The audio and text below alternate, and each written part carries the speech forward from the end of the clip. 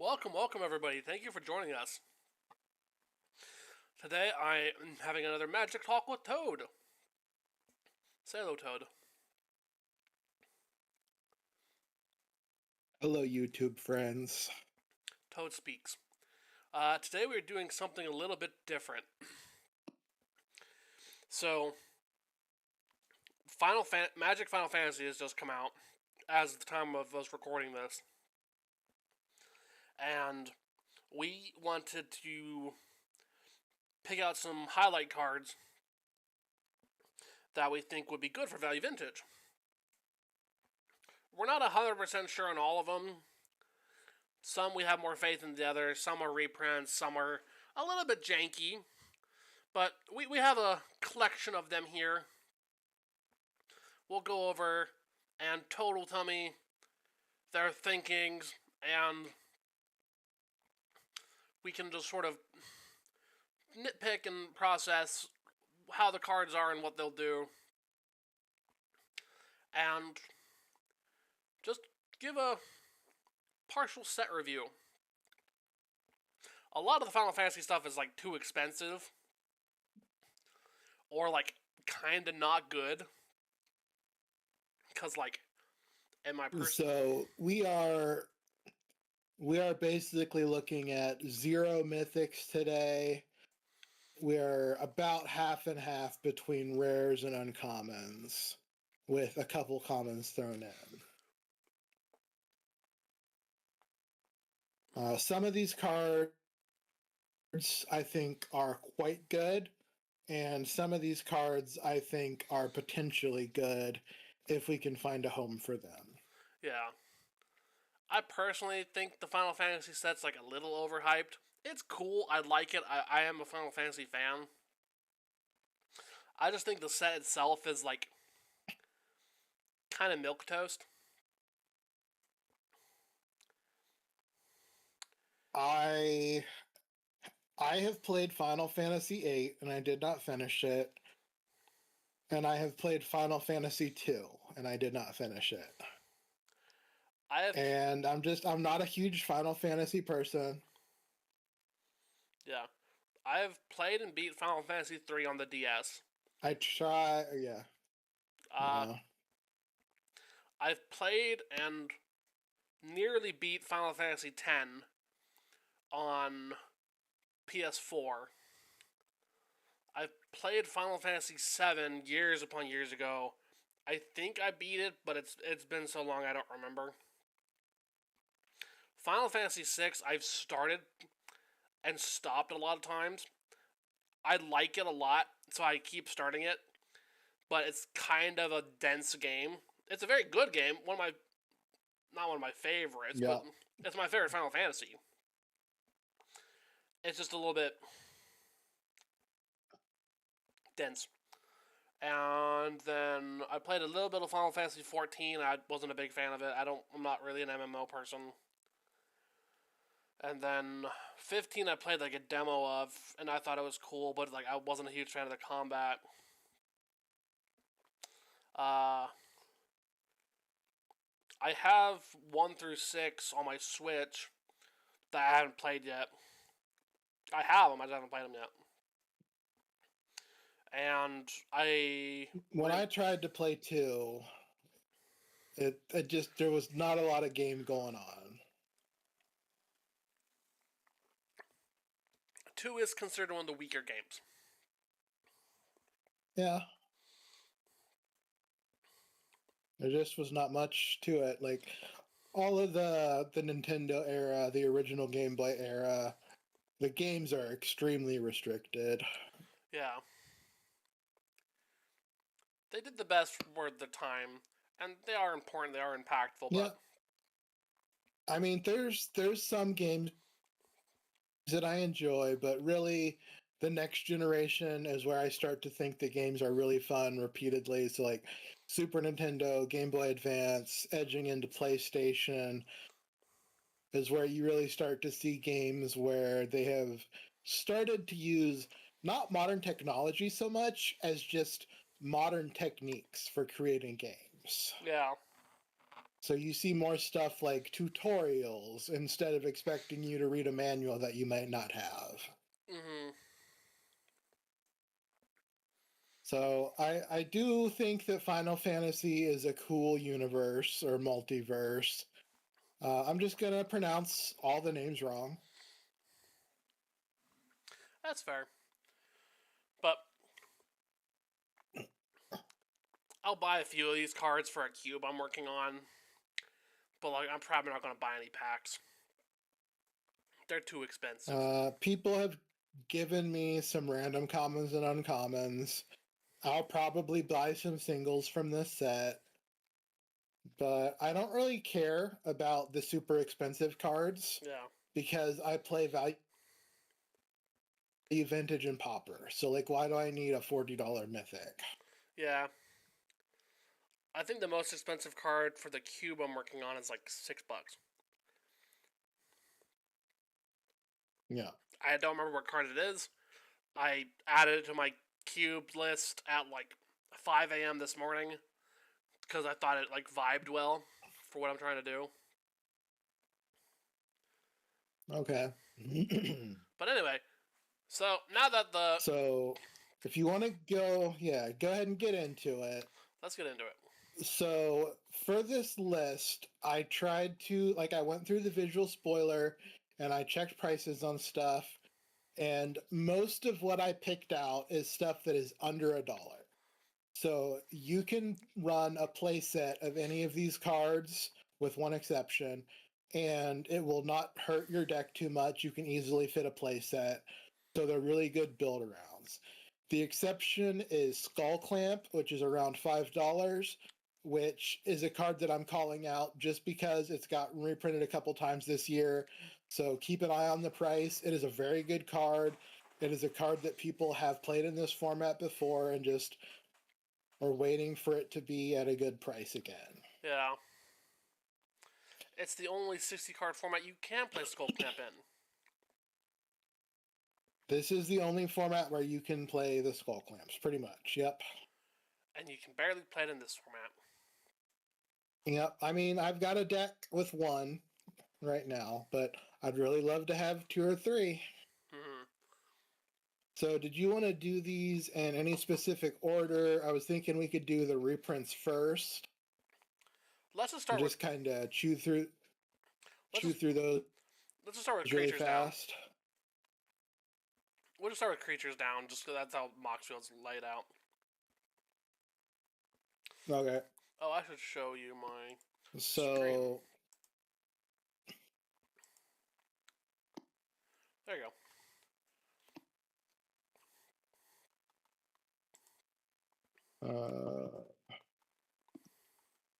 So if you just want to shout out a card and I'll tell you my thoughts about it. Cool, no problem. Alright, so Gaius von Belsar. When Gaius von Belsar enters, choose one. Each player sacrifices a creature token to their choice. Not a triggered. Oh, this is just Shoulders Edict. So this is Shieldred's Edict, except it gets rid of enchantments instead of planeswalkers. And it's on a body.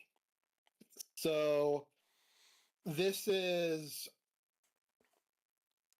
so it costs 4 mana, so that's the downside. But this is a very strong Fleshbag Marauder type effect. Yeah. It is also a legendary, and it also has a 2nd point of toughness. So this is one of those cards where I don't know where you want it, but the stuff that you're getting for the rate is pretty nice. Yeah. And this guy is 14 cents. Compared to Shoulders Edict, which is you can put down to about $1, but still $1. Mm-hmm. Yep. The black enchantment removal is you still don't have a ton of options. It's basically Feed the Swarm is what people are running. And this guy is another option to get around stuff like Rest in Peace, Leyline of the Void, Solitary Confinement. Sometimes Enchantress is usually going to have a bunch of enchantments, but this is just a card that you can make do with. Yeah, that seems neat. 14 cents is not too bad.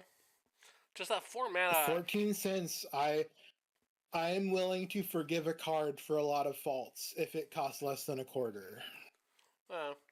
Just 4 mana is rough in value vintage. 4 mana is rough, but again, if you're playing a Dark Ritual deck and you need access to something like this, if you're playing Nick Fit is a deck that I'm thinking about this guy for. Okay. Just ramp decks can get to 4 pretty reasonably, and this guy gives you a lot of versatility. Yeah. Especially if you're not playing tokens or you're not playing enchantments. Yeah. This is going to be a one-sided effect a lot of the time. Alright. He seems neat. I'm not too hot on him, but like I get it. That's kind of cool. Yeah, like some of these cards I think are really, really good. Some of these cards I think the price is right. Yeah. So this guy I don't think is going to be breaking any formats, but again, 14 cents as the set gets opened might go down to 10 cents. Yeah. Just very easy to fit into a list. So next up we have Shambling Sheath. Or Sheath, or whatever. So this is a creature that I don't think you actually want to put on the battlefield very often. This is a squee variant. Yeah. It's 2 and a black. There's a And creature the difference... Yep. The difference between this and squee is that squee comes back for free once per turn. This guy can just keep coming back if you can pay for it. Not as good as what's that black creature that we run in Hollow One? Oval Chase Daredevil. Not as good as Oval Chase Daredevil, but yeah, Oval Chase Daredevil is great, but it requires artifacts specifically. This is any non-creature spell. True. So you cast a Faithless Looting, you can put this back in your hand. Yeah. You cast a Journey to Nowhere, this goes back to your hand. So I'm interested in this guy with Zombie Infestation and maybe some other stuff, because you get a couple of these and all your non-creature spells are basically getting kicker black, get a card on top of whatever it does. Yeah, that's pretty neat. So you play Thought Scour for blue and you pay black and you draw a card and you get a guy back. So if you want a deck where you are moving cards in and out of your graveyard, which there are cards in this format that care about that, this guy is going to do that multiple times a turn. And again, we're talking less than a quarter for this thing. Yeah. That one seems really good. I really like this guy with Faithless Looting. You cast Faithless, you pay a black, you get it back. You Flash Wrath Faithless, you pay a black, you get it back. This guy is a strong engine piece for the decks that want to do that kind of stuff. Next up we have Garland, Knight of Cornelia. Whenever you cast an non-creature spell. So this guy is... Oh, go. Surveil, yeah. This is Dragon Rage Channelers Extra. Yeah. Like, DRC is still pretty pricey. It can be hard to fit 4 into a list. How much is Darcy? But Garland is...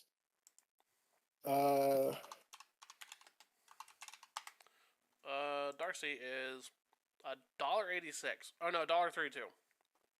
$1.32.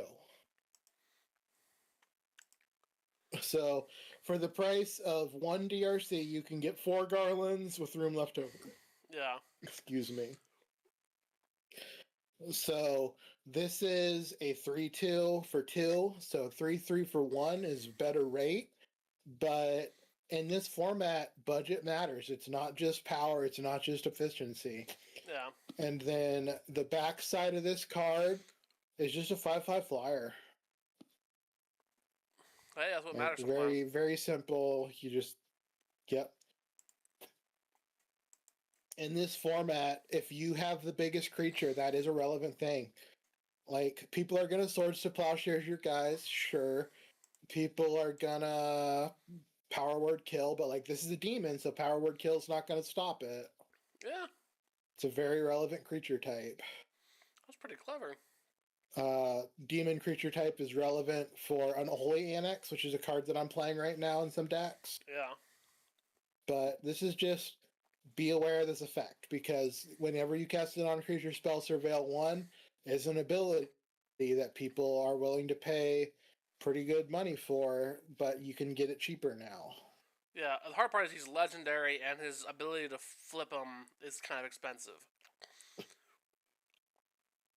I'm gonna say don't worry about the ability to flip him. It will happen, just don't plan on it. It's free value when it does happen. This is a 2-mana 3/2 that surveils for you. It's a legendary 2-mana 3/2 that And surveils. he could even, sure, but like if you're only running 2 of them, it's gonna be fine. And you could put this guy with the Shambling Seath, because like you're surveilling, you're casting on creature spells. It's all stuff you want to be doing. Oh, yeah, that makes sense. I don't think it's good as Shambling Sheath, but it's neat. It's just a card that you can play 1 or 2 of pretty cheap if that's what your deck is looking to do. Yeah. Next up is... want to look at Delivery Moogle. Delivery Moogle says, flying, it's 3 and a white for flying when this creature enters, search your library, enter graveyard for an artifact card mana value 2 or less, reveal it, put it in your hand. If you search your library this way, shuffle, it's a 3/2. So the body on this guy, pretty bad. You don't want to pay 4 mana for a 3/2 flyer, but Trinket Mage, Treasure Mage, Transit Mage, those are all playable cards in this format. The mages are stuff that people run, and this gives you 0, 1, and 2 mana artifact. Yeah. It can also search your graveyard. So if your artifact card has been countered or milled, what I'm thinking of for this guy is very specific. Okay. Thopter Sword just lost Gifts Ungiven. This is not as good as Gifts Ungiven, but that's a deck that was already using a 4-mana spell to find 2-mana artifacts. Yeah. Now, is it good that you can only find 1? No, this is a downgrade. But again, less than a quarter. We're looking at cards that aren't going to break your bank. Like, you're not using your deck's whole budget on these cards. Yeah. You're using your deck's budget for stuff like Dark Ritual, Counterspell, Boom Bust, Oath of Druids, Minsc and Boo, and then these cards are stuff that I think you can fill in around the edges. They're role fillers. Yes. Most of the cards that you're going to get for less than $1 out of standard are not going to be the best card in your deck. Are you telling me they They're can't all going be to be stock cards up? that are in... yeah, exactly. These are going to be cards that support the broken cards that you're running that cost $3 or $4 a piece. Yeah. So, is Delivery Moogle something that you want in a Thopter Sword deck? Probably not, but like, it's on the radar. It's just something to think about. Yeah. The creature type is completely irrelevant. The body is pretty bad. You really want to be searching for artifacts. If you're searching for artifacts that cost exactly 2, there is a mage for that. If you're searching for artifacts that cost exactly 1, there's a mage for that. The usefulness on this guy is that he can find your 0, 1, and 2 mana artifacts. And hit the graveyard. So you can find... you can find your Thopter Sword stuff. You can also find your Soul Ring. You can also find your Soul Guide Lantern, Vexing Bauble, whatever, which is something that the mages don't do. And it's also something that people might not want to do. Like, am I saying this is the best card ever? No, it's just this is an ability that is situationally useful in this format, and we got another one. So just keep it in mind. It's not sampling Sheath, but well, yeah, that's cute. Kupo. Yeah. Some of these cards are going to be really strong. Some of these cards are going to be pretty fringe. Like, the cards in this set are mostly very expensive. And I didn't really want to pull out anything that costs more than $1 or $2. So we're not really getting the best of the best here. Yeah. And until prices come down, we're just not going to get the fancy, exciting cards out of this set. So I just want to show people, hey, here's a card, might be in somebody's bulk rares or bulk uncommons, and like, here's what you can maybe use it for. Yeah. Next up, we have Town Greeter. It's 1 in a green. When this creature enters mill 4, you can put a land card from among them into your hand. If you put a town card in your hand, this way you gain 2 life, and it's a 1/1. So I have put Town Greeter in here so that we're going to talk about towns in general. Okay. And here's what I have to say about town. The common towns are pretty bad. Like, they're worse than guild gates. Well, they're the same as the original guild gates, but they're worse than the Baldur's Gate gates. And the ones that are not common right now are very expensive. Starting town is like $15. The ones that have spells on them are each several dollars. So right now, I don't think that towns are good. But if the prices start coming down, like if you start getting the spell towns are like $1 or $2, or starting town is like down to $2, then maybe you can think about doing some town stuff, because the payoff cards are pretty reasonable. Like, Town Greeter is just Seder Wayfinder, which is a perfectly playable card occasionally. So I just pulled up the towns on Skyfall just out of curiosity. And starting town is ridiculous. It's $15. Which is not a bad price for the card, but not for value vintage. But Lindblom Industrial Regency, I can see it getting play. It's like $2, but it's the spell. Yeah, I think all 5 of the spell ones, if they go under $1, I'm very interested. They're all very reasonable effects. And we've seen that lands that have a second mode are very good, like both Saiju and Otawara, very strong cards. And the modal double face cards, very strong. But right now, I don't want to invest that much money in my mana base, because you still have to do something broken with your deck. Like, you can't just have a really cool mana base for $18 or whatever, and then your deck doesn't have room for any powerful spells. Would Jador Aristocratic Capital be the thing that makes Value Vintage Mill viable? Yeah. It very well might be, because it's less than $1. As soon as we have a good selection of towns that are under $1 a piece, I'm interested. So Town Greeter's here so that we can talk about them. Right now, I looked at all the prices. I don't want to pay what they're going for. I don't think there's room in the mana base for towns yet, but just keep an eye on them. Keep an eye on a lot of the cards in this set that are like $3 to $5 or over $1. Those should eventually come down, and as they come down, they might be interesting. Most of these towns kind of suck, though. I think the best one is either Lindblom or Jador. Midgar City and Mako. I like all 5 of the spell towns. I think they're all pretty reasonable extra effects to get.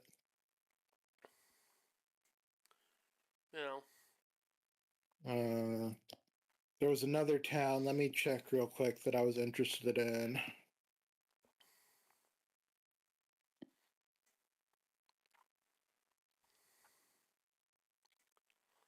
Eden, Seat of the Sanctum? That seems pretty good. No, the gold saucer is interesting to me. Hmm. Because if you are making artifacts reliably, this is going to draw you cards. So if you have a deck where you can make clues, treasures, foods, something like that, then this is a pretty reasonable draw engine. And this is one of the cheaper ones. Like the golden saucer, very cheap, 15 cents again. Hmm. But the rest of the towns I don't like. The common ones are very bad, Yeah. and I think you need the common ones if you want to be a town payoff deck. If you want to run the golden saucer by itself, yeah, absolutely. I think that's reasonable.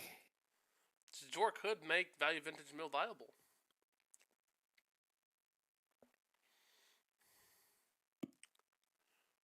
It's trauma. I lost to a mill deck at F&M tonight. Oh, nice. Was it running Jador? No, it was running the mill card with an exhaust ability. What? Yeah, there's an artifact that has 1 tap, target player mills 2, and then 2 blue tap, target player mills equal to the number of cards in their graveyard, exhaust. I'll look this up quickly.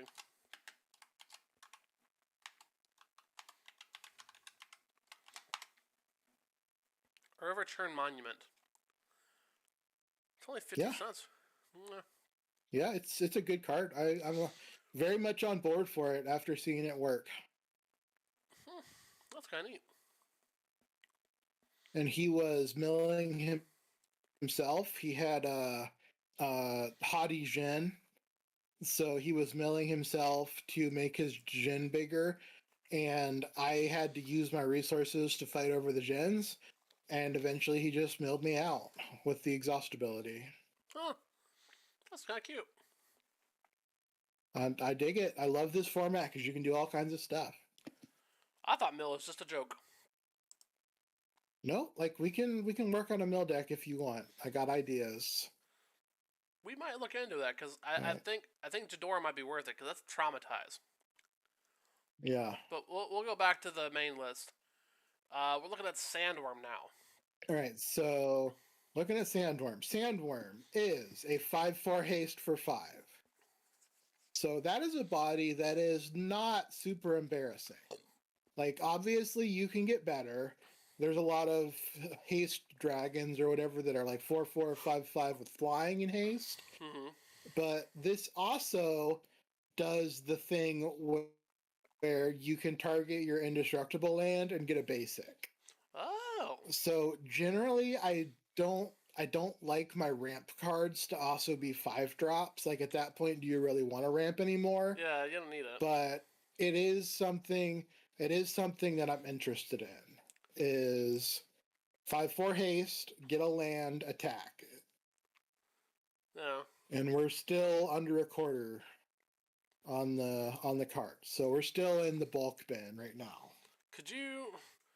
How non-basic hungry are a lot of Value Vintage decks? So the deck that I ran tonight at F&M had some non-basic hate main deck, and I sideboarded it out all 3 matches. I think you can't really rely on your opponent needing non-basic lands. Okay.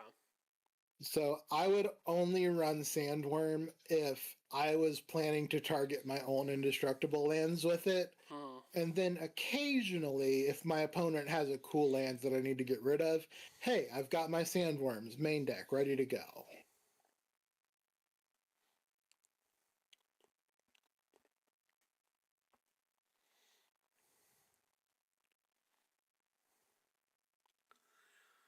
Yeah, I can see that. It's neat.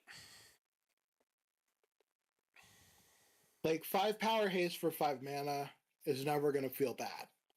You're never going to be like, oh, I wish I had a 10 power haste for 5 mana, because it's just, that's not a thing that we get in this format.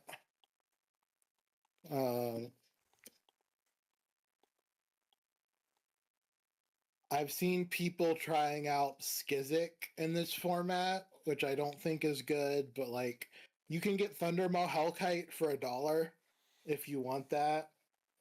So there's other options for like hasty 5-power guys. So you really do want to care about the land destruction ability, the mana ramp ability. Yeah. Again, we're not looking at the best of the best here. We're looking at the stuff that I think is a good ratio of card quality to financial cost.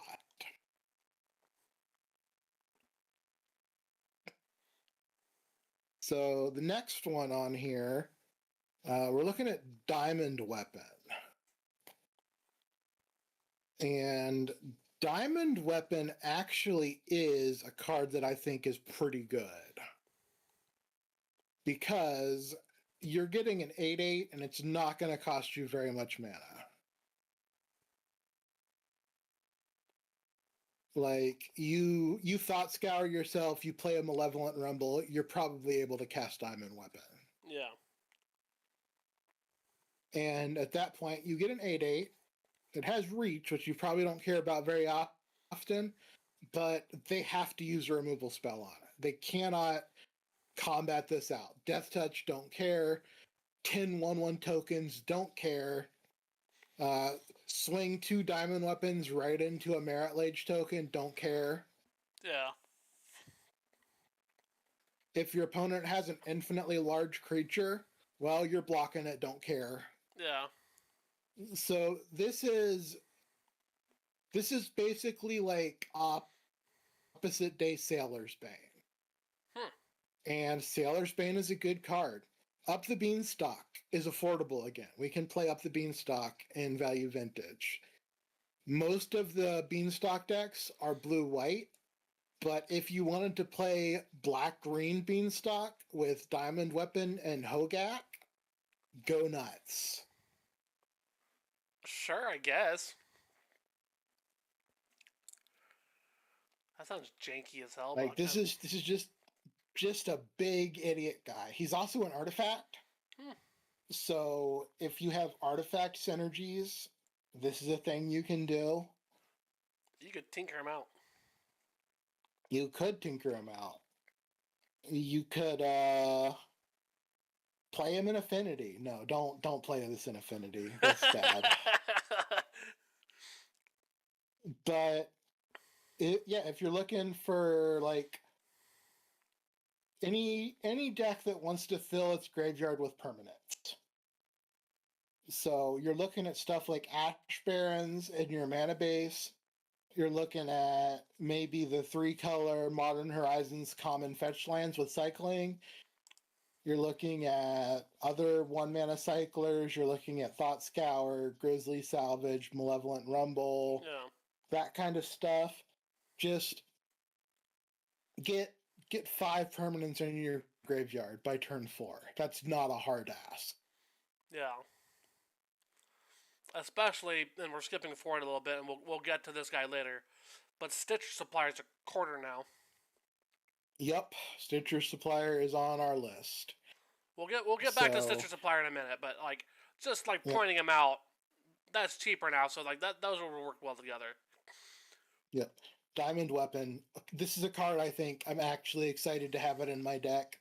This is one that I actually want to build around. I don't think you're just filling a slot. I think this is central to what your deck is doing, and you get to do it for 20 cents. Yeah. Pretty dang good. Yep. This is a card that I think could be really good as a build around, and that's Hope S-Time. Or S-Time. So, Hope is a fun card, and I am very excited to play Hope in Martyr Proc. Yeah. Which is a deck that can gain 15 life at a time. He's a 2/2. I believe Hope is a guy. 2/2 lifelink. Deck is on board for that. If you sack a Martyr and then play Martyr again with Luris and you have 6 white cards in your hand, you mill them 36. Yes, Hope is a guy. Yeah. So, am I interested in milling my opponent for 36 cards? Yeah, I think so. Yeah, that's pretty good. Sure, he's a legendary. It's like, Uh, again, I'm probably just playing 2 of this. I'm not gonna be like 4 main deck legendaries. It is a drawback when you're not playing Commander. Commander players don't understand how this works, but we in 60 card formats know you can't just load up on legendary creatures. Yeah. But I think 1 or 2 hopes, maybe 2 main deck, 1 sideboard, Yeah. very solid win condition for the deck. Mm-hmm. Because you do not have to target anybody, so you are just ignoring ley lines, your whatever. So you're ignoring if they're on Rest in Peace energy field, you don't get to recur your martyrs, but their stuff is going to be exiled too. Yeah. And it's a win condition that doesn't care about energy field. Yeah. I really like Hope as Simon. So solitary confinement is a thing that people do in this format. Well, you skip your draw step, but you do have to feed the confinement somehow, and if your deck is out of cards, it gets difficult. Yeah. I can see Hope. So this is another one, and I'm very excited. I think this is a legitimately good card. This is not just I have 30 cents, what can I fill in here? This is I want to run this card because it does things that my deck wants to do. Yeah. I'm tempted to build around Hope. Hope seems fun. Yeah, and again, we're still under a quarter. We have not gone over a quarter until this next card. Let's see what the other versions are. I'm just curious. Toggle printings. Let's see. So there's 120, $18. What does this one look like? That's just the board of this one. What does? A few details. Toggle printings. What does this one look like? Well, that doesn't look too bad.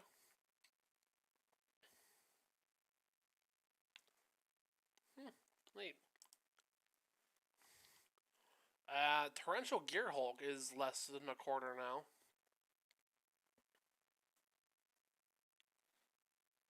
Turingier Hawk is 21 cents. How much was Gear Hulk before now? I have no idea. It was playable before. It was a card that people were running in Value Vintage, but now it is easily a good deal. Yeah.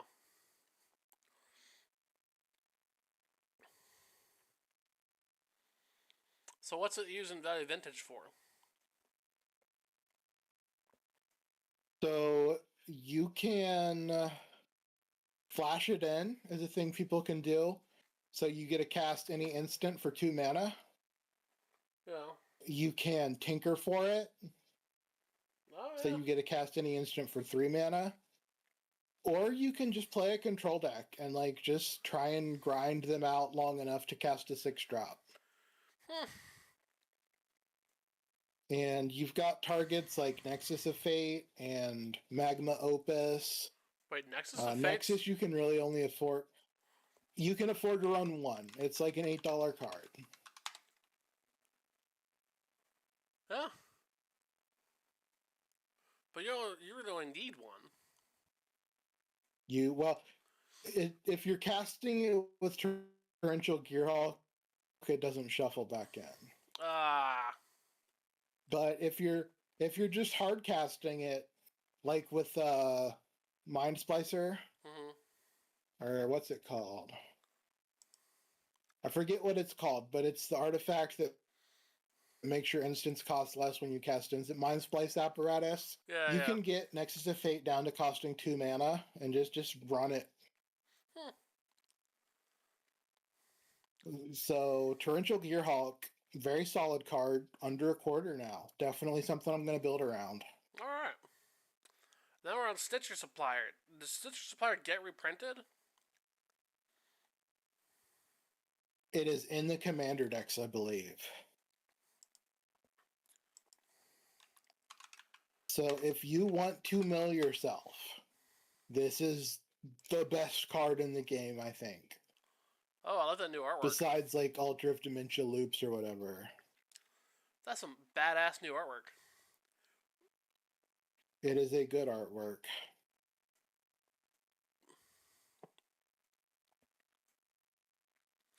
The Wii version of So it's just going to come in. It's going to mill 3.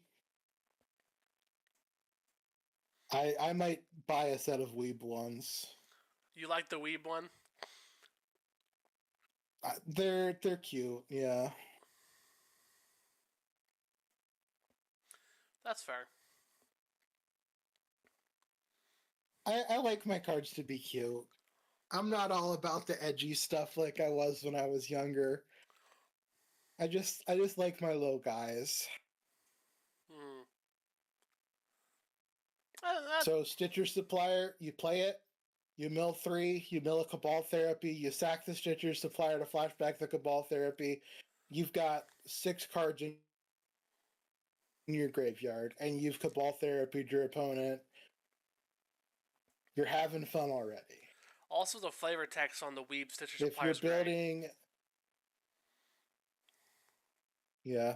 Let me give you a hand. He won't be needing it. He's left-handed. Also dead.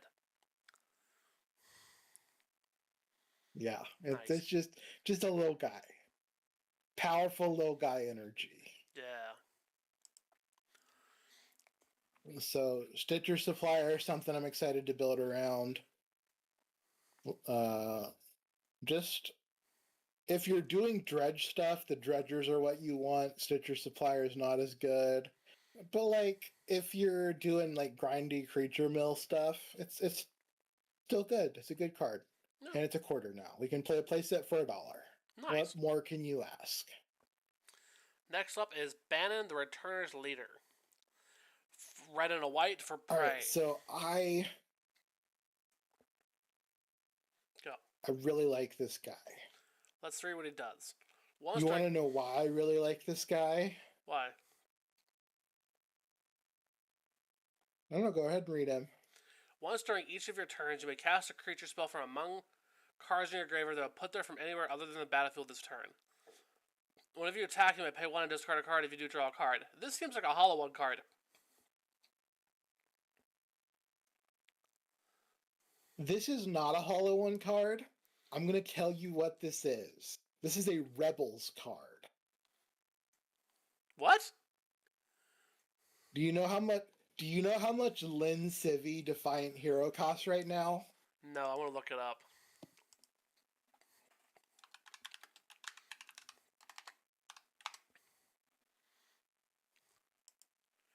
Lin Civi Defiant Hero.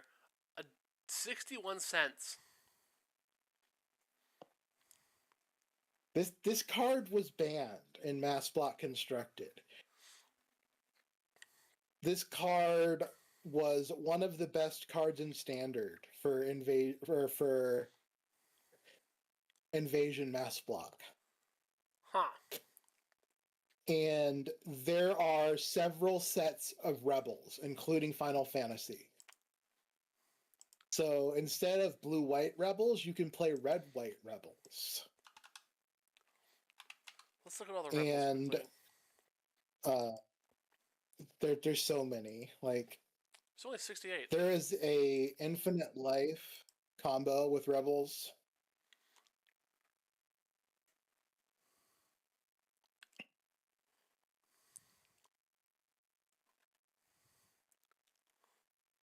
What's the Infinite Life combo with Rebels? So there is a Rebel that is a core that can target creatures for 0 mana. And there is a Rebel that when it gets targeted, it gets +3 toughness. So you use both of those and a worthy cause to sacrifice it and gain life equal to its toughness.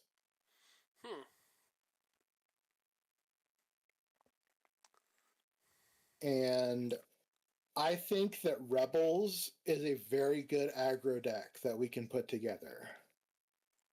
And this guy, this new Final Fantasy guy, is a draw engine for Rebels. And he's a 2-drop, so all of the Rebels can find him. Interesting. What's the rebel that does the infinite life combo? I'm not seeing it. So you want Task Force. Task Force.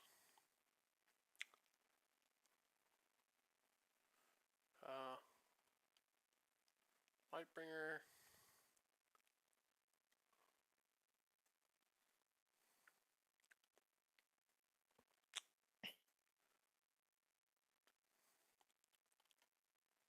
Probably the next one.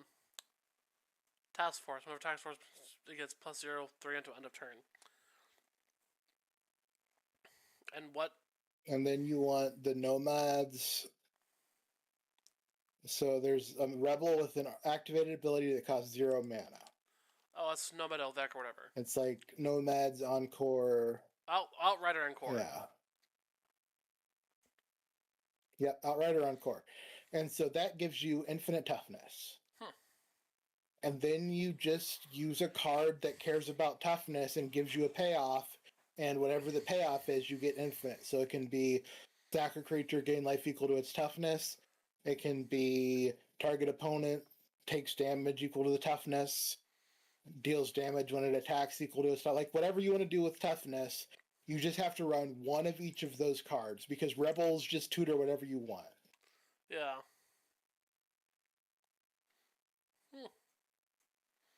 And if they die, Lin Civi puts it back in the deck. Wait, really? Yeah. Search your library for a rebel permanent card with the amount of extra less put the battlefield. Put target rebel card from your graveyard and the bottom of your library. Huh, okay. This card legitimately had to be banned and mass block constructed because nothing could keep up with it. And like, was that a powerful format? No. But anytime a card has been banned anywhere, I'm interested in it. I want to see what it can do. Got it. So this new guy, Bannon, is a card filtering engine. So he's a looter, and you discard a creature, and he will cast it from the graveyard. Interesting. And again, it's a Rebels deck, so you don't have to run 4 of this guy. You can just run 1 or 2 and find him when you need him.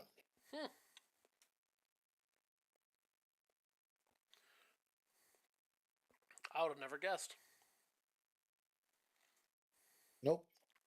You gotta look, like, you look at the creature types and you're like, okay, the creature types don't really matter here, but they do, because I think that this set is going to make Rebels a little bit interesting. Okay. And maybe it won't be good, but I'm interested. All right. Interesting. All right, next one is Golbez Crystal Collector. Okay, so I joked about Affinity before. This is actually an Affinity card. Let me read them. Golbez Crystal Collector is a blue and a black for a 1/4. That's pretty good stats. Whenever an artifact you control enters Surveil 1, pretty good. At the end of your end step, you control 4 or more artifacts. Return target creature card from your graveyard to your hand. Then if you control 8 or more artifacts, each opponent loses life equal to the card's power. What the fuck? Yep. So we are getting back our Sojourner's Companion and doming you for 4. Wow. We are getting back Frogmite. We are getting back... And it doesn't have to be an artifact creature. So we can get back Broodstar if we want to do Broodstar Affinity. Broodstar is, I believe, under $1 now. Let's look. Yeah, Broodstar is 53 cents. So you can run Broodstar Affinity, and that will knock big chunks off of your opponent's life. Yeah. That'd be a neat little deck. And that pairs well with You can get Imscure. Sorry, what was that? That pairs well with our next card. Yeah. you saying? I was saying you can get back Thought Monitor. Yeah. And it only does 2 damage, but you get a Thought Monitor. Mm-hmm. You can get back Kappa Cannoneer, 4 damage. Oh my god, yes. Like, if they don't kill this guy, they have to deal with your entire deck all over again. That's nutty.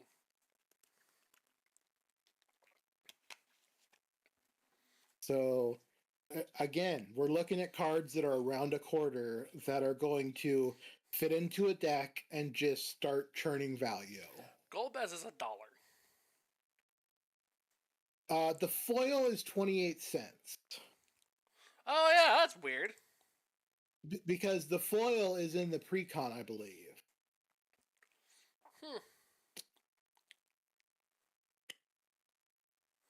Interesting. Yeah, you've got a 30-cent Golbez, you've got a $6 Golbez, you've got a $30 Golbez. Just how fancy do you want to get? What's the $30? But the basic version is 30 cents. That is a cool $30. It's like the full art super special. That does look pretty cool. It is cool. Is it 100 times as cool? No. I don't know. Maybe if Golbez is your main deck, Golbez Affinity or whatever, maybe you want to bling it out? Maybe. He might be that good. Alright, so... Next up is Baleful Strix. What is the next guy? Okay, Baleful Strix. This is a card that was 75 cents, and I was still running 3 of them. And now it is 38 cents, and I will probably run 4 of them. It is just solid value. It is an artifact creature, so it does artifact stuff, and it does creature stuff. Very relevant for Tinker. You can tinker it away. You can unearth it. You can Luris it. And it's a 1/1 flying death touch. It's going to take the initiative. It's going to take the Monarch, and it gives you a card. It's just very solid. Does this make Octopus Doomsday viable again? Yes, this literally does. That deck was $1.50 over, and they just cut $2 off of the price of the Baleful Nice. Strixes. Amazing. Thank you, Yep. Balef. Perfect timing. Great card. So, like, Baleful Strix, known card, been printed 4 or 5 times, I think. People know what it does. It's not a surprise, but it's half what it was. It's just better now. Next up is Summon Brunhilde. Alright, people are talking about this guy for Rakdos Luris. Okay. And I'm kind of interested in it. It's a 2/1. It basically draws a card, and it's going to give a couple things haste. Solid value. Yeah.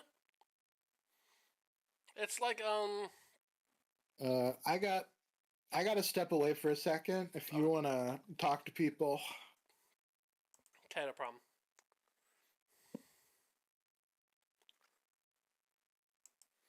I'm looking at some... While Toad's stepping away, I'm going to look at other Final Fantasy cards.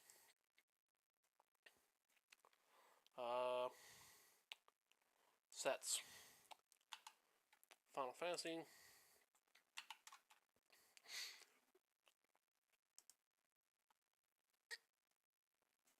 Final Fantasy Commanders with this option. Price USD. So Vivi is crazy expensive.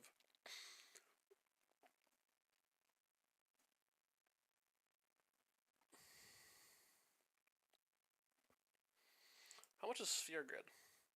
Sphere Grid is $8. That's not very good.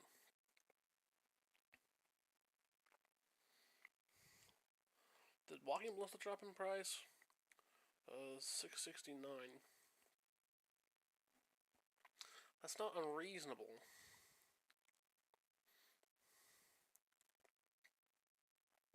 I used to have the Transformers Walking Ballista. I got that secret there when it first came out. I think I still have it somewhere, or I might have sold it. Besides the point. Reanimate, is that any cheaper? It's $5. Not great for value vintage, but not irrelevant for other formats.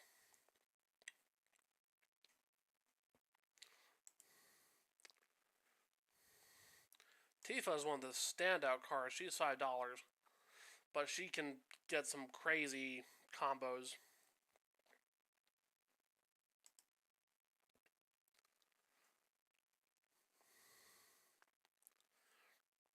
Skull Clamp, we're going to talk about a little bit later. Good to see that one reprinted. Doesn't affect the price a whole ton, but, you know.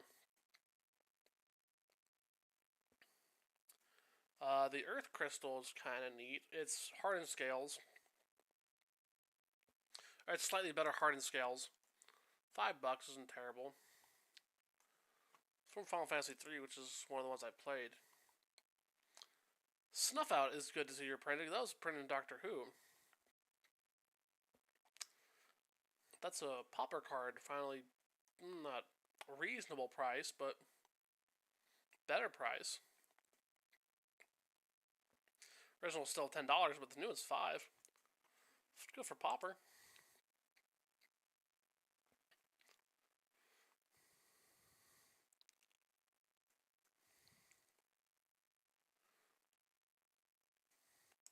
MS Touch Unsundered. No. Tax. Enters our tax. Draw and discard. I think of your upkeep if there are 14 or more cards in your graveyard, you may transfer them at Zilch.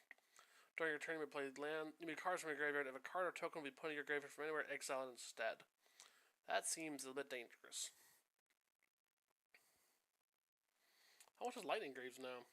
Lightning Greaves is $4.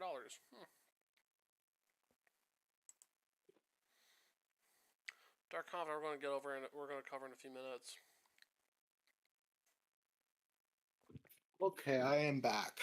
Cool. I was just going over the Final Fantasy cards and seeing what stuff that's more than $1 seems interesting.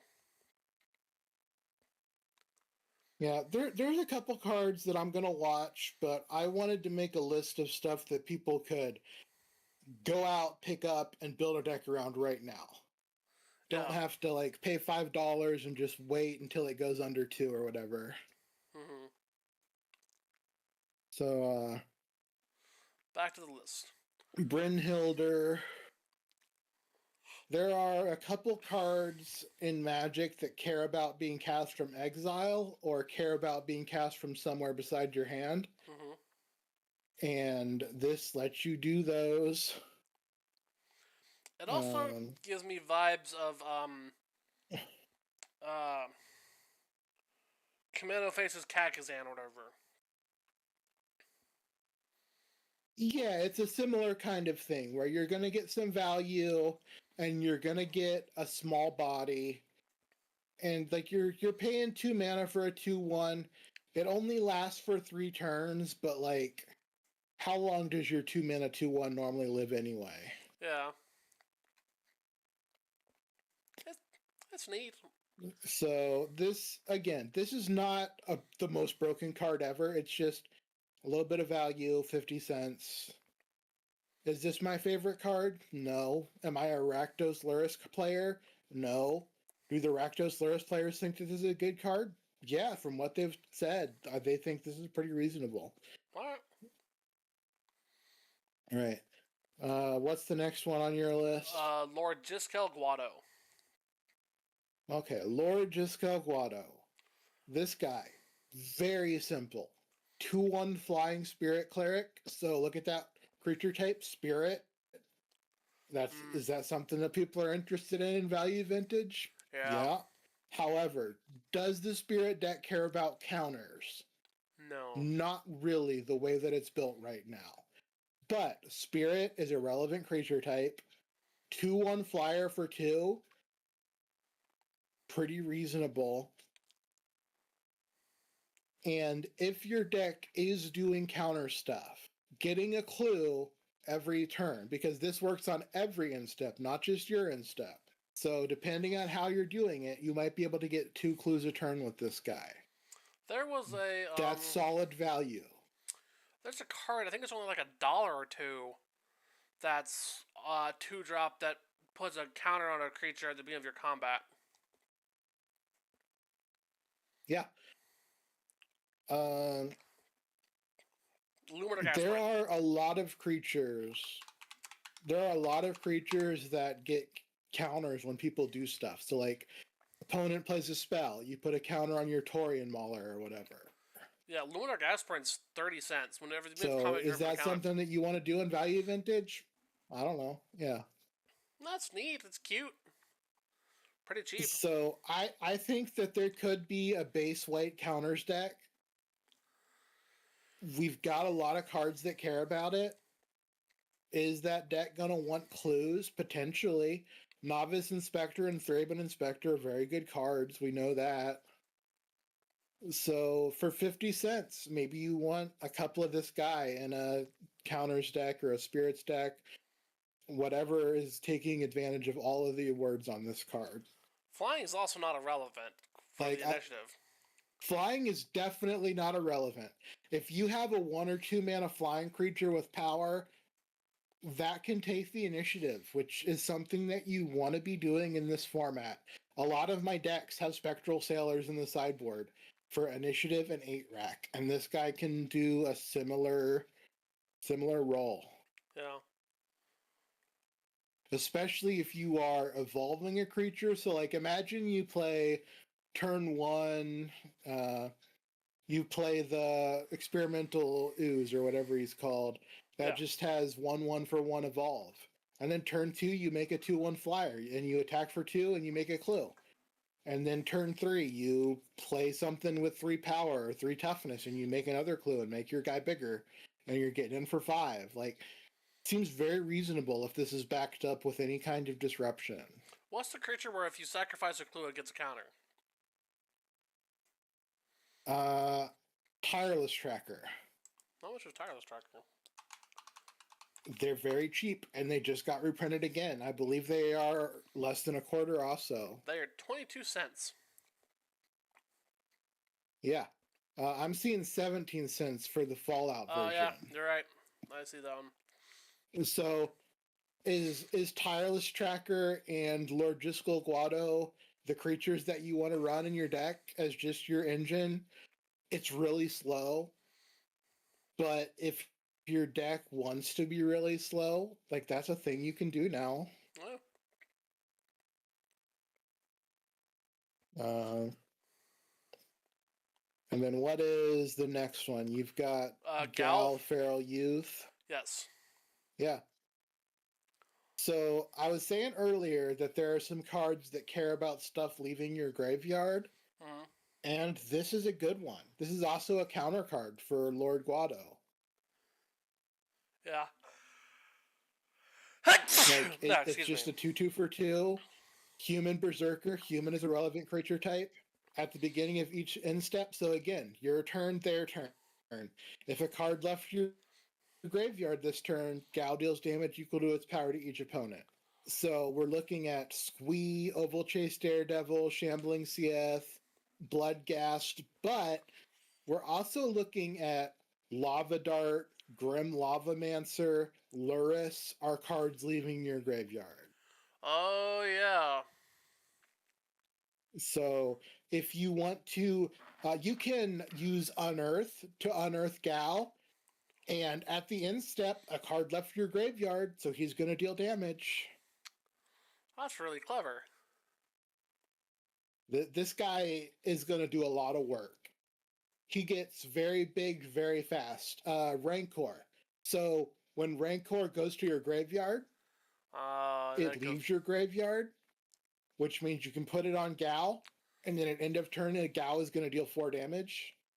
If it attacked, that's also 4 damage, plus the counter, so you're dealing 9 damage on a turn where you sack a Rancor and put it on him.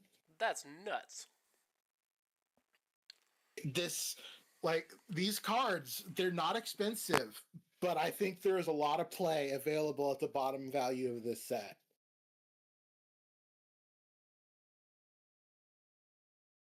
They don't normally let you have cards this good rate in Standard. This is a Commander deck card. And because it's a Commander deck card, an aggro deck struggle in Commander, They make really good aggro cards.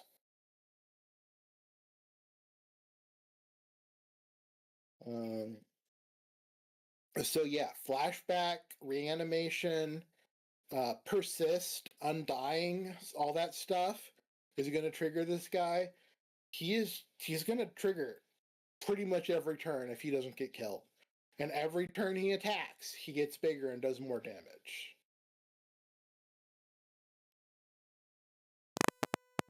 Sorry, you were saying? Every turn he attacks, he gets bigger. I stretched and popped my headphones out. Yeah. Super easy to trigger this guy. Like, he attacks, he turns into a 3/3. They don't block, they take 3. You unearth something, you activate Grim Lavamancer, you flash back a Faithless Looting, and that's another 3 damage. So 6. And then next turn, he attacks. He's a 4/4. They take 4. You do literally anything that your deck wants to do. They take 4 more. This is a very fast kill. Now, the hard part is he's 70 cents, and he's legendary, so, yeah, but, like, I don't mind playing 4 of the legendary on here because you're probably running Faithless Looting. Yeah. They also have to kill him. So, like, if they kill him and you just untap and play another one, feels really good. Yeah. So, I like this guy. And again, 70 cents for a card you run 4 of, totally reasonable. Less than $3 still. Yeah. Next up is Bane of Progress, which is interesting to see reprinted. This is a reprint. This guy was like $5 or $6 as far as I'm aware. I have been looking him up for budget commander decks from time to time, and he always is too expensive to make the fit. Mm-hmm. $1.50, I'm very interested in Bane of Progress. It's definitely a curve ender. Like, you're not running this as a 4-up. Yeah. You're running this as a tutor target or an Oath of Druids target, where this is going to come in and your opponent is going to have basically nothing left. And you're going to have like a 9/9 or whatever. That's kind of nutty.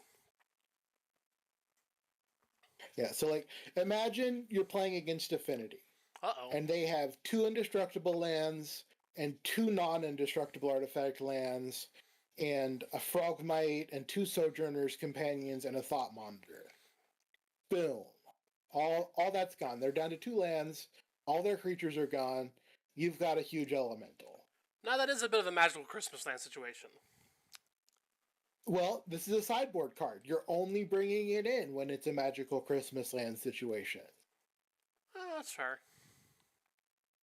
If it's a matchup where Bane of Progress is going to be really good, you can now have a Bane of Progress in your deck if you want one. Yeah. This is a card that I have loved for a long time, and it's just been too expensive for budget format.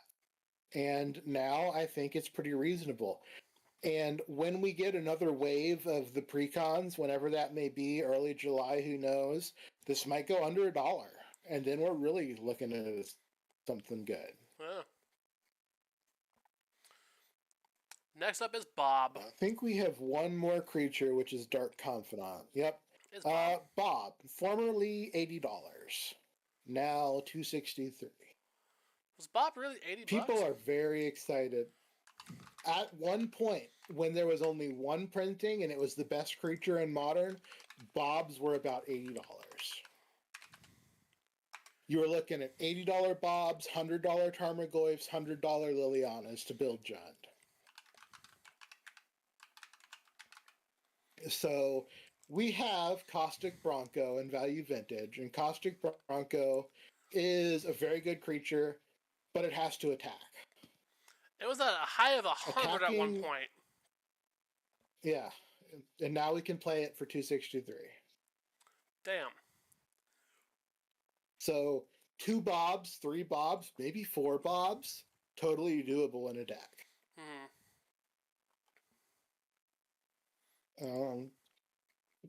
It is a 2/1. It's very fragile. It's a wizard, which is a type that matters occasionally. It's a human, very good type. Who cares? The sheer value. This is just a great card. It's got a proven pedigree across multiple formats. It is going to give you cards. A third of the time, it's going to give you a land. You're going to lose nothing. Yeah. People used to play Dark Confidant with 10 mana spells in their deck. That's how good this card is. Could we do Boomer Jund and Value Vintage? We could probably... I don't know. Like, Tarmogoyf is still like $8. Liliana is still like $8. Tarmogoyf is $7. Yeah, I think it's still a bit much to do Goyfs and Bobs and Lilianas, but you can build something now with Dark Confidant. You can build like Dark Confidant Scavenging Ooze Minkskin Boo. That's a deck. You could do Tarmogoyf Nest, which is 11 cents. Absolutely. Yeah, definitely. It's slow, but Dark Confidant, so many words have been written about why Dark Confidant is good. I'm not going to go through everything all over again. It's a good card. It is worth $250 for a Dark Confidant. Fit more if you can. Just, they're good. Yeah. So I think that is all of the creatures. So what did you want to do next? Sorceries, we'll just go down the list. All right, so sorceries, I've got 3 here.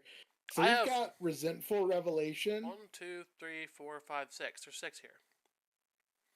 Oh yeah, I have reprints separate on my page. Oh, I don't. So let me disable my tag. Okay, sorceries. We've got 6. First one, Resentful Revelation. So there is a version of this card that is exactly the same, except it doesn't have flashback. And I have been very close to putting that into decks before. This is just strictly better. It's 8 cents. Like, this is Black Think Twice. Oh, yeah. There are a lot of cards that I picked out for this list today that are just really simple value. So, top 3 get 1, top 3 get 1. Done. Easy value.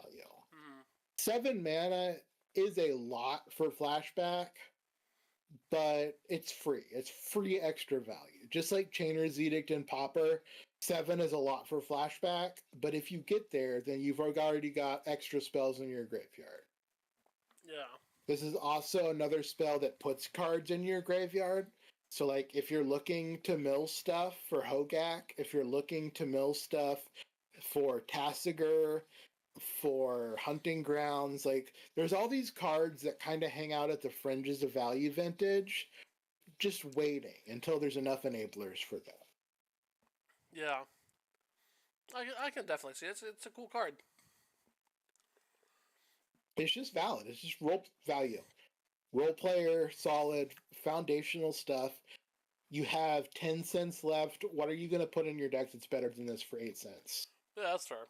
Like, Duress, if you don't already have them. Soul Guide Lantern. Like, this is in that category of cards where it's really only competing with a very small handful of cards. Yeah. Next, we've got Suplex. We gotta suplex the train. So we're gonna suplex the train.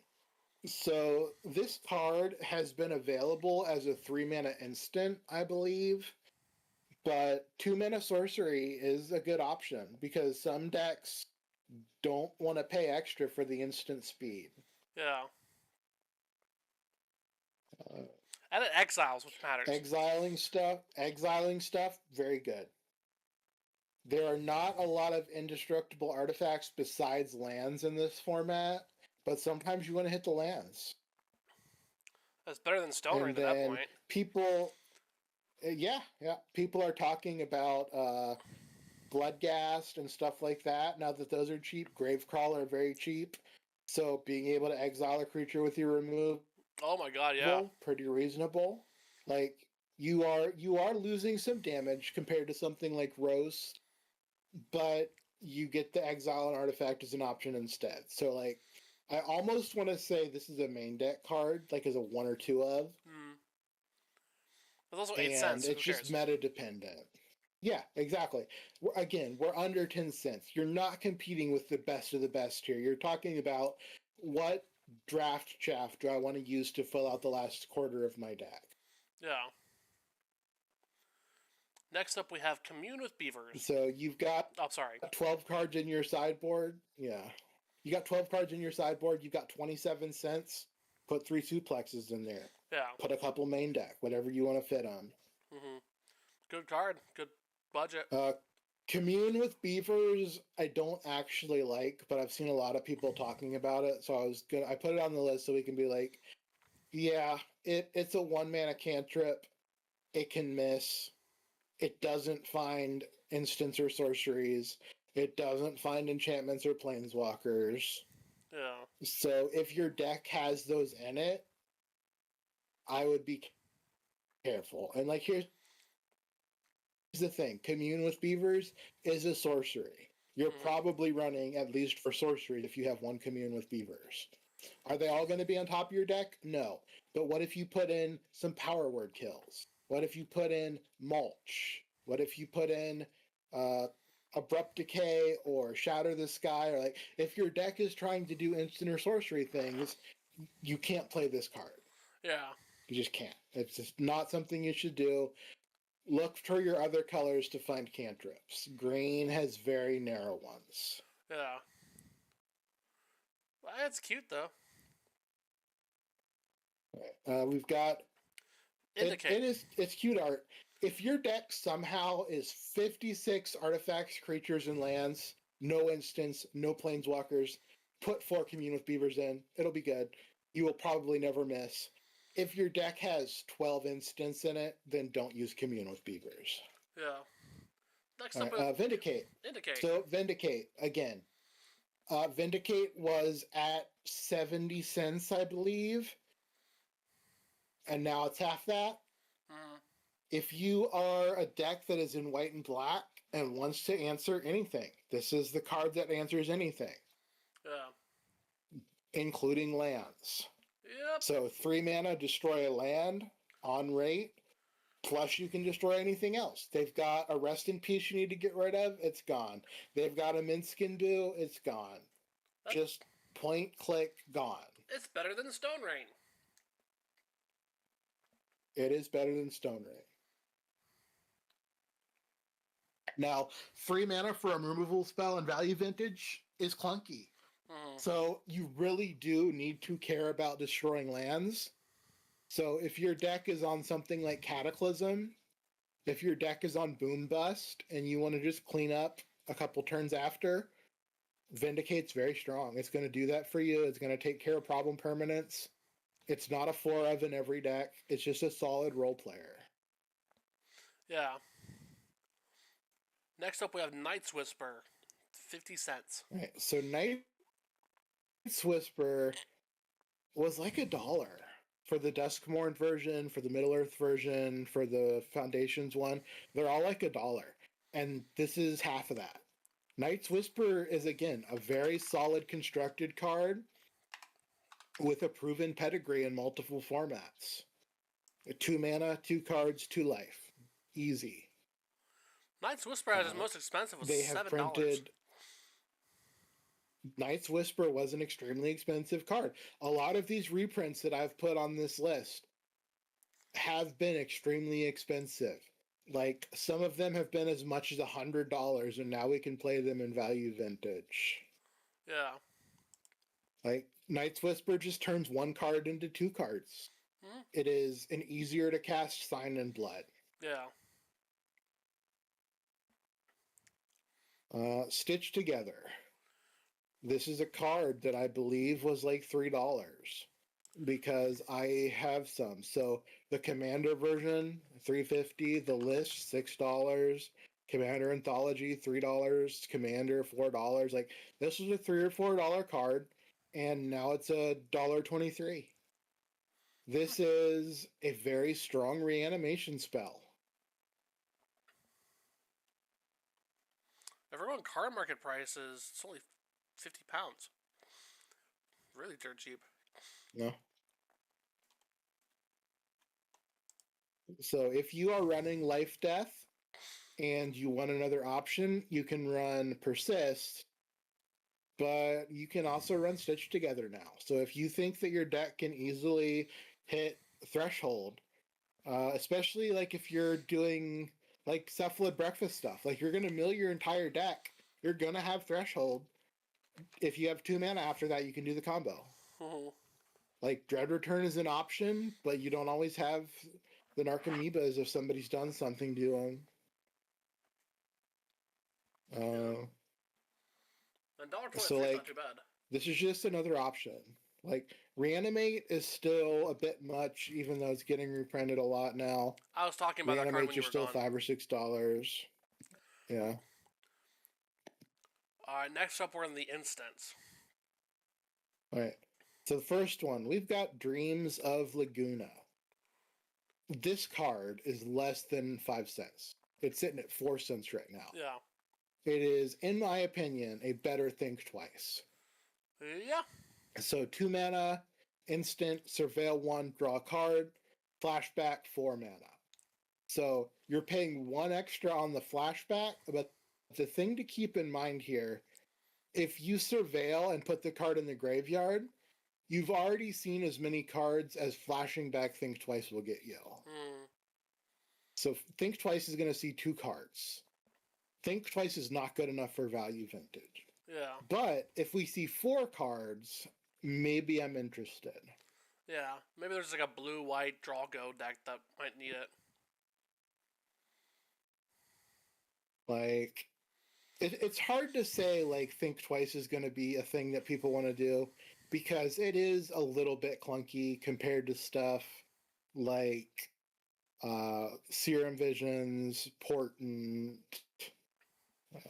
Thought Scour, like all those 1 mana, Consider, Opt, all the 1 mana cantrips.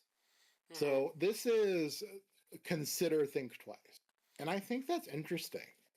Like, I don't know if this is the best card ever, but again, 4 cents. We're looking at 4 cents. What are you going to put in your deck for 4 cents? Yeah. Next up is Fate of the Suncrist. All right. I'm going to say, before we even start talking about this card is bad. This is not a good card. I'm not excited to play this card. The only way that this card should be in your deck is if you have ways to make it cost 1 white mana. Huh. So if you are on Mind Splice Apparatus and you're in white, I'm interested in this card. Because it does destroy everything except lands.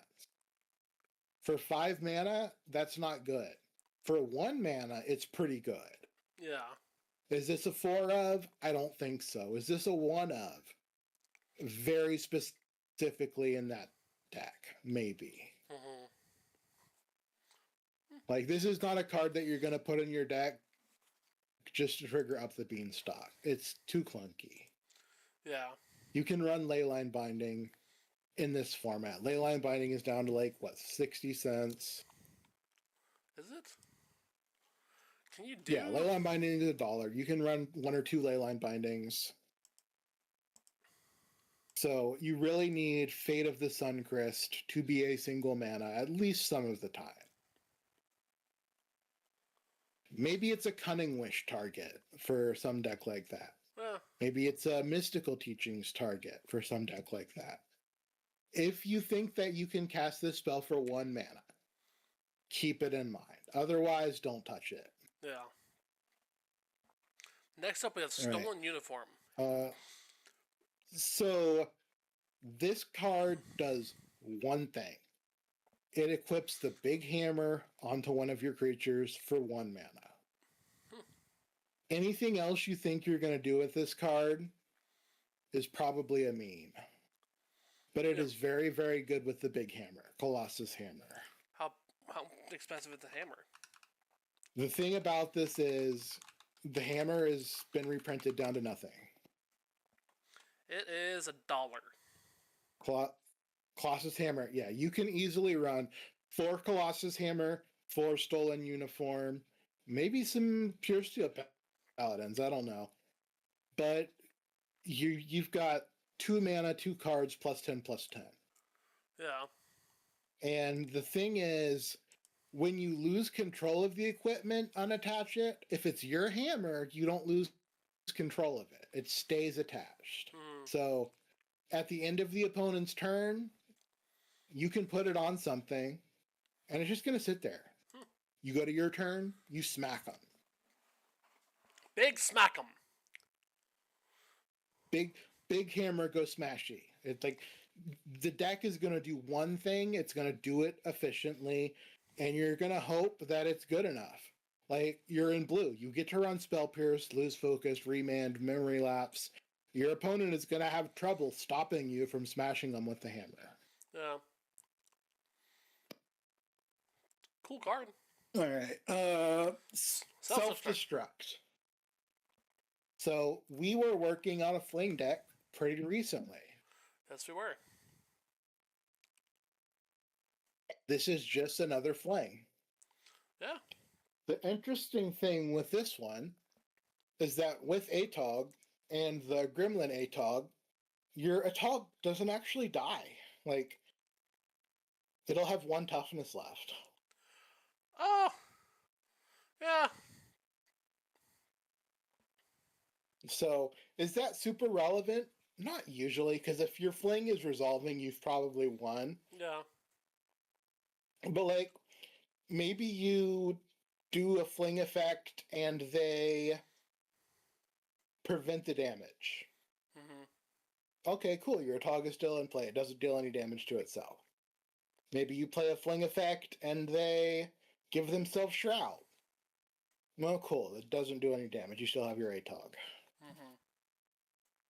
So it's just meta dependent. Like, there's the sorcery speed fling for 1 mana. There's the adventure creature fling for 1 mana. Yeah. There's instant speed fling for 2 that sacrifices a creature. This is just one of those effects where there's a lot of versions of it, and you're going to have to think which version does what I want specifically better. Yeah. And so this is just another one. This one, very good if your creature has lifelink. Oh yeah, that'd be really good. Like, if you have a 5/6 lifelink guy, this is 5 damage, gain 10 life. Yeah, that'll do it. So it does things that the previous versions of this card don't do. If those things are relevant to you, it's probably worth paying $0.25 for self-destruct. Alright, we've got Restoration Magic. So Tameo's safekeeping is like several dollars. And Blacksmith skill is only 10 cents. So Blacksmith skill... Oh no, that's not the card I'm thinking of. Tameo safekeeping is $2. Yeah. So Blacksmith skill is the cheapest version of this effect, but Restoration Magic also has other modes. Yeah. So you're paying a little bit extra to have either 3 life for 1 extra mana, or give your entire board protection and gain 6 life for even more extra mana. So if you need the absolute cheapest version of this effect, Blacksmith skill is what you want. If you want a little bit more versatility, and I think this card might come down a little bit because it's only an uncommon. Yeah. This could go down to 20 or 30 cents. And I think it's just a solid investment if you're looking for this specific ability. Yeah. Fire Magic. So this card is one of the ones that I think I don't really want to play at the current price. Because 50 cents for this is a bit much. But if this goes down to like 20 cents, then I'm interested. Because one damage to each creature for 1 mana is going to clear out a bunch of tokens. 3 mana for 2 damage is a popper playable effect. And then 6 mana for 3 damage will clean up most of what people are doing in Value Vintage. Unless they're specifically on like a ramp deck or a reanimator deck. And the Festivities does kind of the same thing, and it's 60 cents. Yeah, well, and the Festivities only does 1 damage. Yeah, This can scale up, which is exactly. what I like. So you can get Pyroclasm or Volcanic Fallout, and you're locked in at 2 damage. You can get Anger of the Gods, and you're locked in at 3 damage. Mm-hmm. This is kind of, depending on the matchup, this could be good at any level, depending on the board, depending on the decks. Yeah. And at 50 cents, it's a hard sell. At 20 cents, I'm very interested in this card. Okay. Offer you can't refuse. This is a reprint. It's been like $3. At $3, you can't justify playing this card. At less than $1, I'm very interested.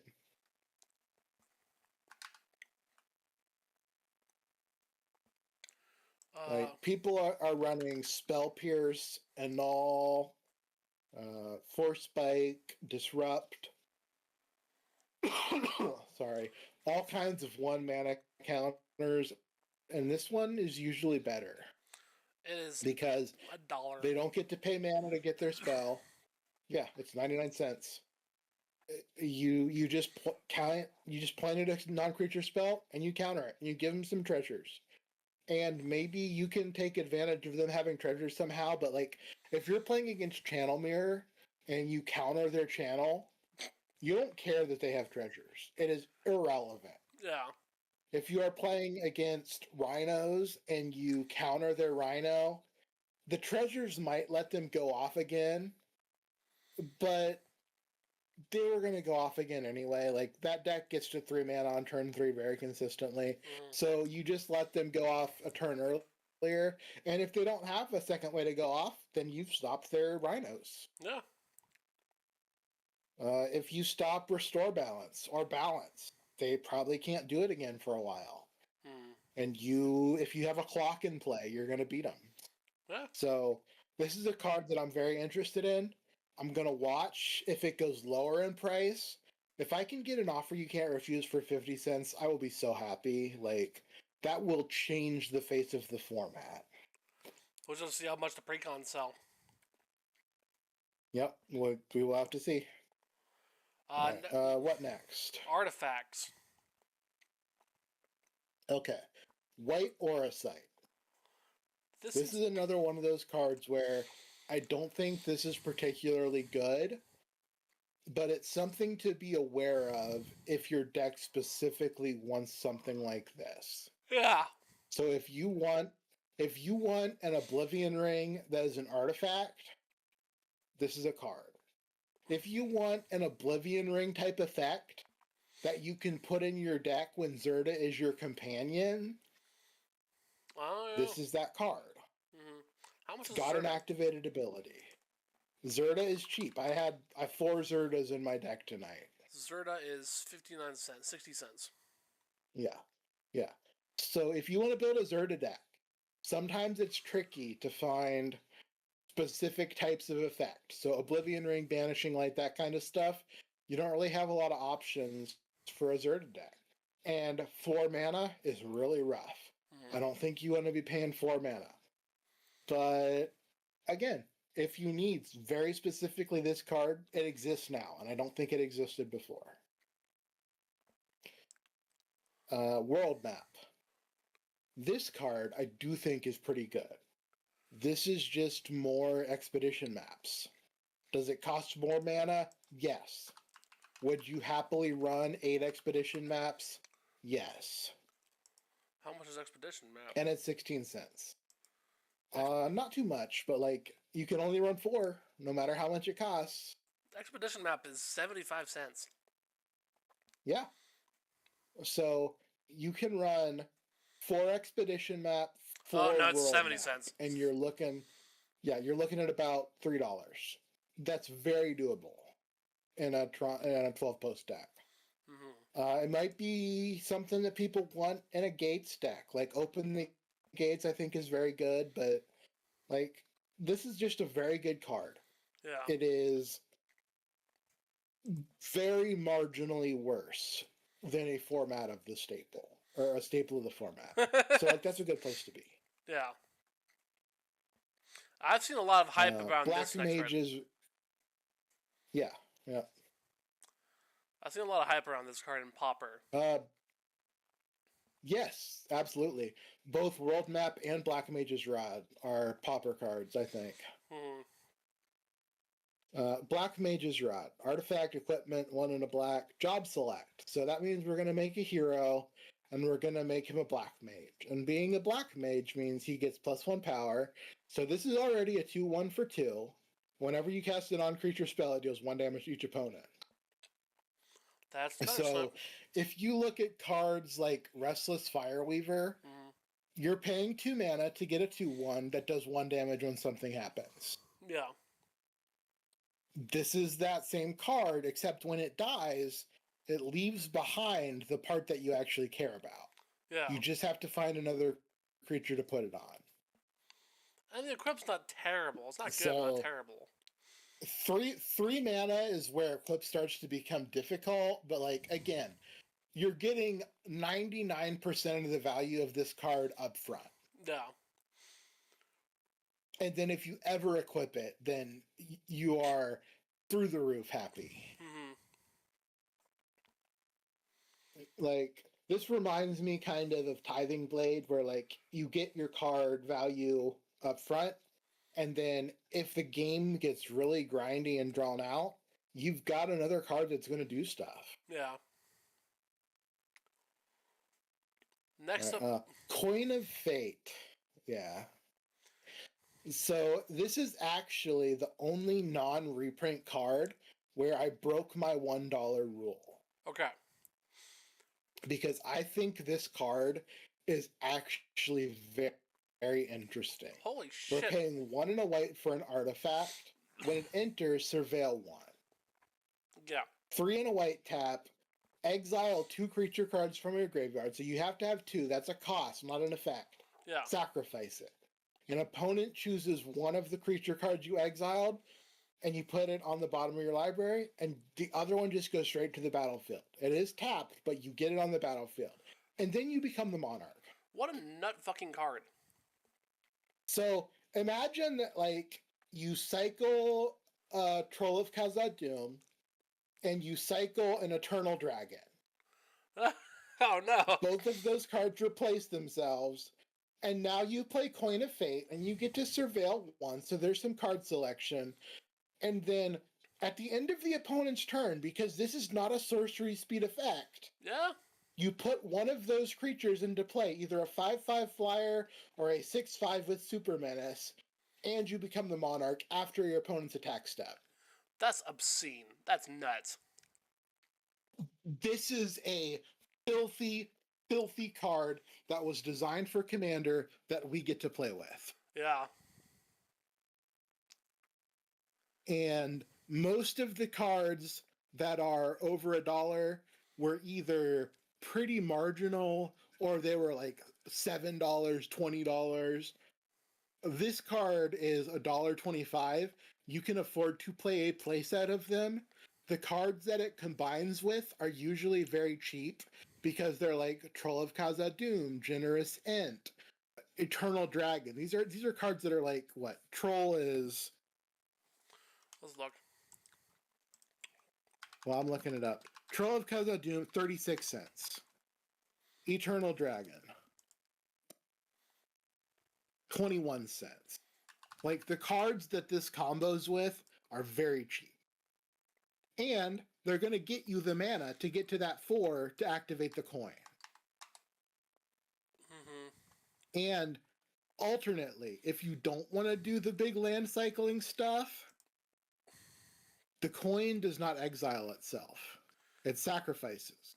You can play it with Luris. You can give it back a Golbez. Yeah. Like, it's not a creature, so you can't get it back with Golbez, but like, you can get it back with, what's the other, the Delivery Moogle. Yeah. Can get the coin back or go find a coin. Like, again, I'm not saying Delivery Moogle is the best thing ever, but it's doing stuff. Mm. So, Coin of Fate. This one, I am very interested in testing out.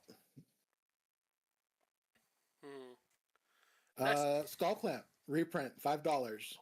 It's been reprinted several times in the last few months, and it's still $5. I'd love to see it go down to $3, but I don't think it's going to. I think $5 is about where it's going to hang for a while. If you can tutor for it, this is a good card. Like, skull clamps are banned everywhere for a reason. Yeah, it's a broken card. You're not supposed to be allowed to do this kind of thing in Magic. I lost a skull clamp at F&M. I won the match because he didn't always have skull clamp every game, but I certainly got skull clamped out. He tutored for it with Wishclaw Talisman, went off, drew his deck. Is Wishclaw less than $1 now? No, but it's worth it. Huh. Okay. I think we just have enchantments left. We have 2 enchantments. So I'm gonna do Summoner's Sending first because I want to finish with Catch a Fish. Okay, let's talk about Summoner's Sending. All right, so Summoner's Sending is 1 and a white for an enchantment. At the beginning of your end step, you can exile target creature card from a graveyard. That's either player's graveyard. Yeah. If you do, create a 1/1 white spirit creature token with flying. If the exiled card's mana value is 4 or greater, you get a +1/+1 counter. Yeah. So you play this on your turn, you go to your end step, you exile a creature. You get a 1/1.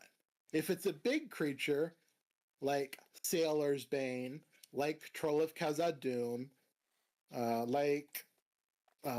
just random stuff. Like, people run bigger creatures in this format. Yeah. Because there's ways to cheat on them. Then you get a 2/2. 2/2 flyer for 2. Okay. Nothing super spicy. We've exiled a creature card. We've gotten a 2/2 flyer for 2. We get to do it again the next turn. And we just keep doing it. You can target your own Troll of Khazad-dûm. You can target your own Eternal Dragon or Angel of the Ruins or whatever. And just get your 2/2. Every turn, get a 2/2. It's a flying. Flying is relevant. All of the initiative creatures except for the 1 are mana value 4 or greater. So the match where you want to have flying creatures, you're also going to be targeting 4-drop creatures and getting your +1/+1 counter. All the creatures in Affinity, pretty much, for more mana. So this is very consistently going to give you 2/2s once the game has been going. If you drop it on turn 2, you might not have a target. Yeah. So I would say this is not really a 2-drop.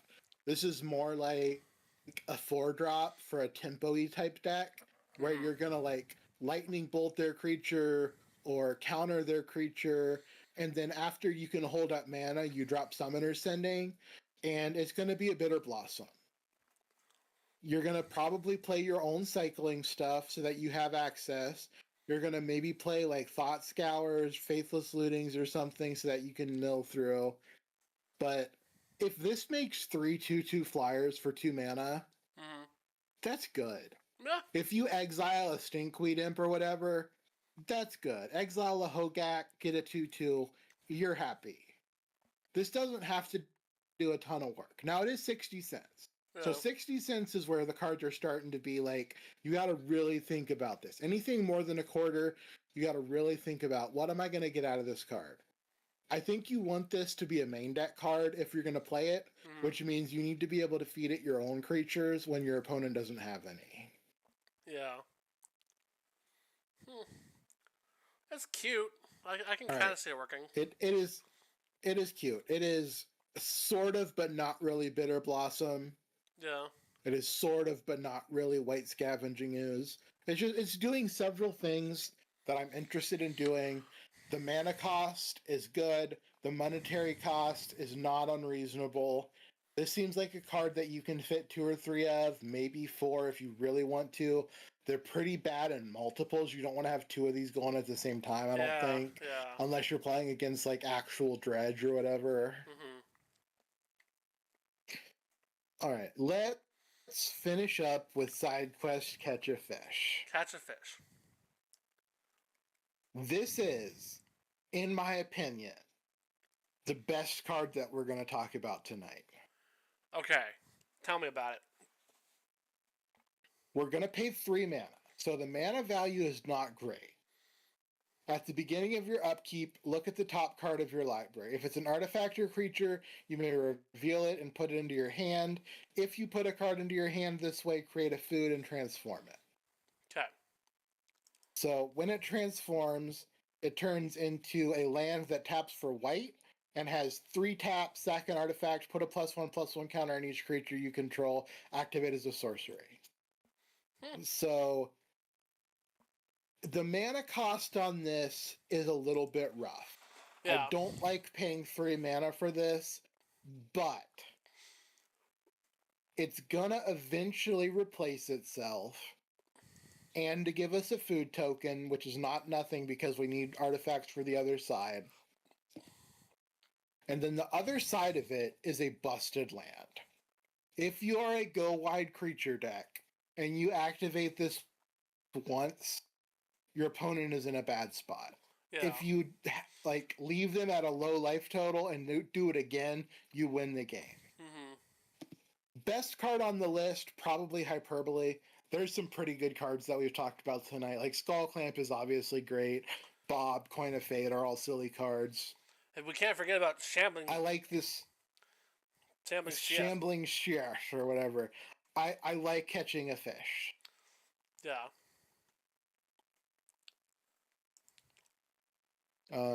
It might be relevant to look at the top card of your library before you draw it. Not really off the top of my head. Like, so maybe if you're playing Miracles, you can like mess with your top card. Are there miracles in 5 Vintage? Yes. Terminus is 16 cents. You know, side quest Catch a Fish. Hear me out. It reminds me of Delver. So what it reminds me of is Search for Azcanta. Oh, or yeah. Growing Rights of Itlamok. Mm-hmm. Like, these are cards that have proven themselves very good. Mm-hmm. Like, Arguel's Bloodfast, not very good, but you know why? Because you have to keep paying mana to activate it. Yeah. The good ones, you just make the permanent, it does whatever it does on the front side until it flips, and then you get a strong land. Mm-hmm. So, I love Search for Azcanta. I love Legion's Landing. All of these cards, very strong. And I think if side quest Catch a Fish was 1 less mana, it would be absolutely busted. Mm-hmm. At 3 mana, I think it's good, but it's probably not that good. Yeah. But it's really strong. If this does what it's supposed to do, it's really good. Okay. You've convinced me. I can see it. So about a third of your deck is going to be lands, so you're missing on those. You're going to have a couple side quests Catch a Fish. You're missing on those. And then if you have any instants and sorceries, you're missing on those. This should be about 2 or 3 turns to flip. Yeah.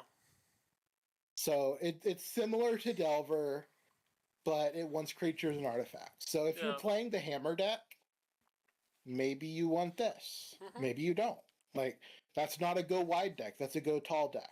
But if you're playing, I don't know, like, I've seen people talking about Mirror Servitor in this format. Yeah, I love Mirror Servitor. If you're a Mirror Servitor deck, wouldn't you like to sacrifice a Mirror Servitor to put a +1/+1 counter on all of your other Mirror Servitors? And then get the Mirror Servitor back, yeah. That sounds fun to me. Like, is this gonna take down every 1K for the rest of the time? No. Is this gonna win some F&M games? I think so. That's cute. I like it. So, yeah. Is this a 4 of? I don't think so. I think this is a 1 or 2 of. If your deck is doing artifact stuff, I think this is a solid card. Again, if you're making foods or clues or whatever, you're good. This is going to do what you want. I mean, it would go well with Lord Jiskel Guado. Kinda. Yeah, kind of. Yeah, you put counters on stuff, you get an artifact, you sack the artifact, you put counters on stuff. Yeah, it's a deck there. Not great, but like, yeah, it's cute. It it's not super great, but like it's an engine, and I will forgive some foibles of cards if they build a decent engine.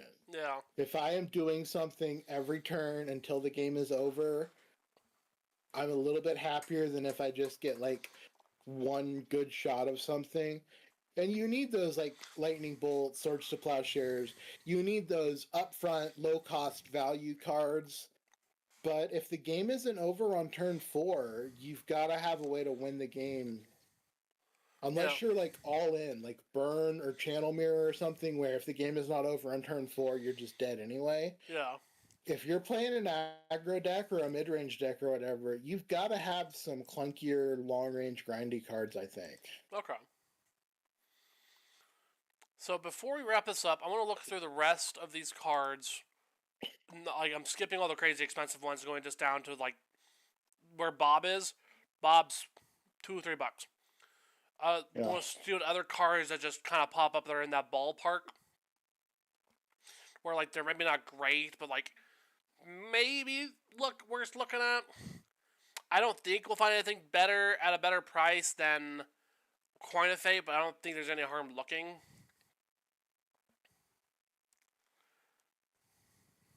The triad. Triple I forget Triad? what it's called. Not that one. The actual god, the Warring Triad. Oh, the Warring Triad. That card's like $4 right now. Mm-hmm. But if it comes down, I think that's a really good card. Like, I really like the text box on that thing. That's yeah. It's a really neat little card.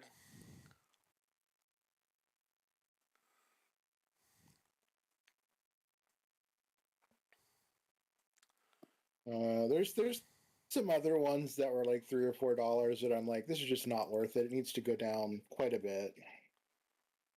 Authority of the Consuls, if it drops down to like $1, it might be worth trying. That's really more of a multiplayer card. Yeah. The Water Crystal's cute. Not good, but it's cute. I don't like any of the crystals right now. They all need to go down to like 50 cents, I think. Mm-hmm. If a card costs over $1 and more than 2 mana, it's a really hard sell for me. Yeah.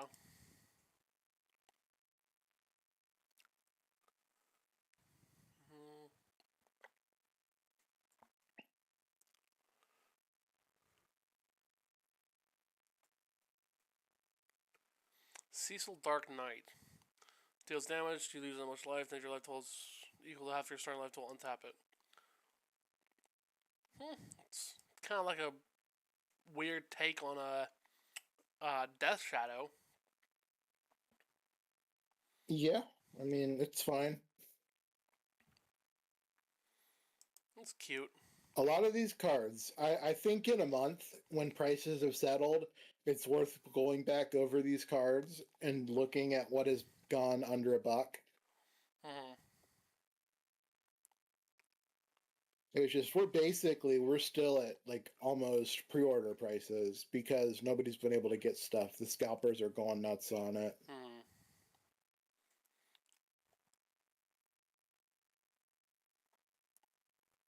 Shadow Mysterious Assassin is kind of neat.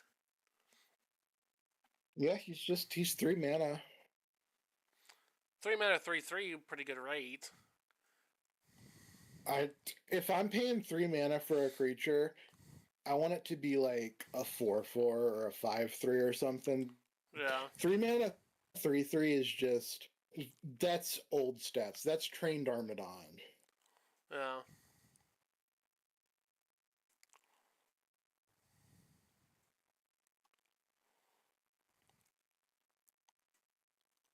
Facebreaker's a good commander card. It's good to see a good price down.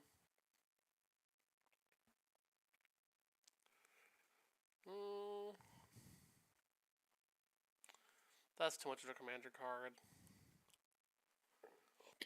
A lot of the cards in this set are very, very clearly either commander or standard cards. Yeah.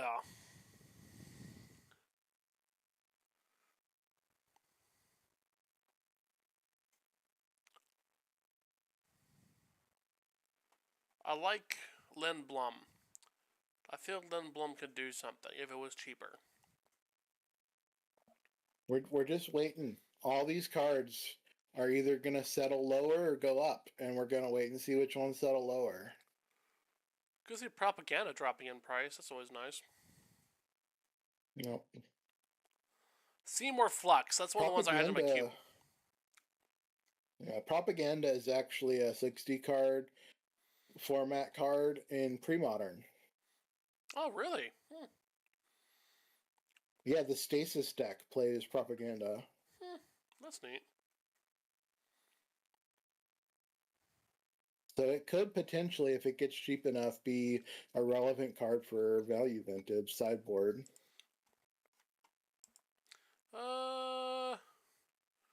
That's $1.50.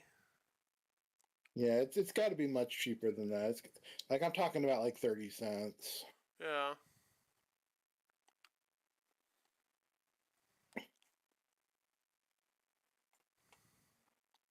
I don't think Propaganda will ever drop to less than $1. And then I'm not interested. Like, No. whatever the cards cost, I will play the ones that I think are a good rate. Mm-hmm.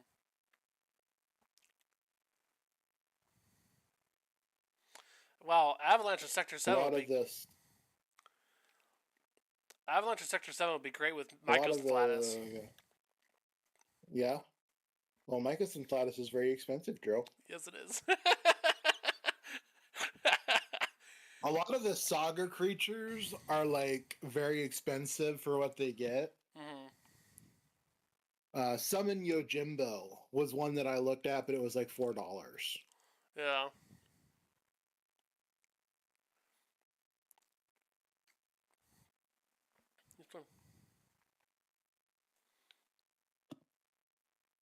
Oh, that's too cute.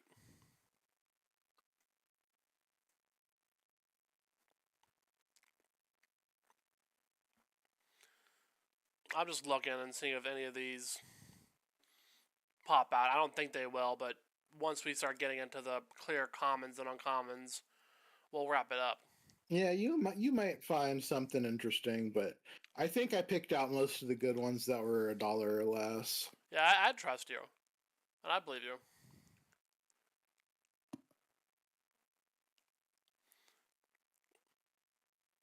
Archfiend of Depravity is kind of cute. Oh, Archfiend of Depravity is a card that is a reprint, and I have several of them that I am looking for a list for. Archmage of Moretus being reprinted is nice.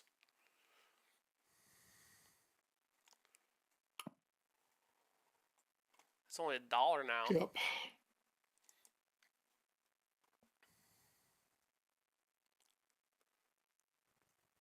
Might be worth running the Archmage to draw your deck with Chain of Acid or Chain of Plasma.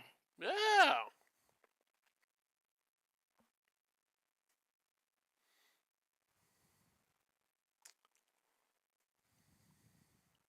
Colossus Hammer reprint. Astrologian's Planessphere is just a bad version of Black Mage's staff. Yeah, it's just a bunch of words to not do anything. Yeah. I know a lot of That's people how Magic works now. Wait, whenever you cast a non-creature spell, whenever you draw your third card each turn? What? Yeah. I know a lot of people are hot on Matoya, but I think Matoya is too expensive mana-wise.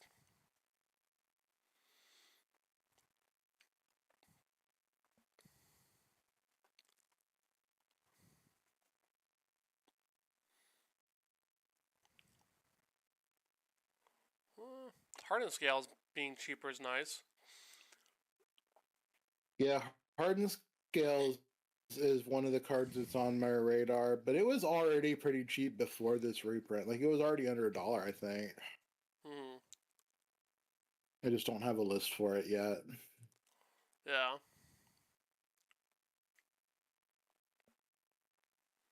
Swords of Plowshares being reprinted is always good to see. Yep, Swords reprint, always welcome. It's not really changing the price that much. We definitely need a Dark Ritual reprint sooner than later. Swords is $1. That's not too bad. Yeah, and it's gonna just be $1 forever. That makes sense. That's a good price for Swords of Plowshares.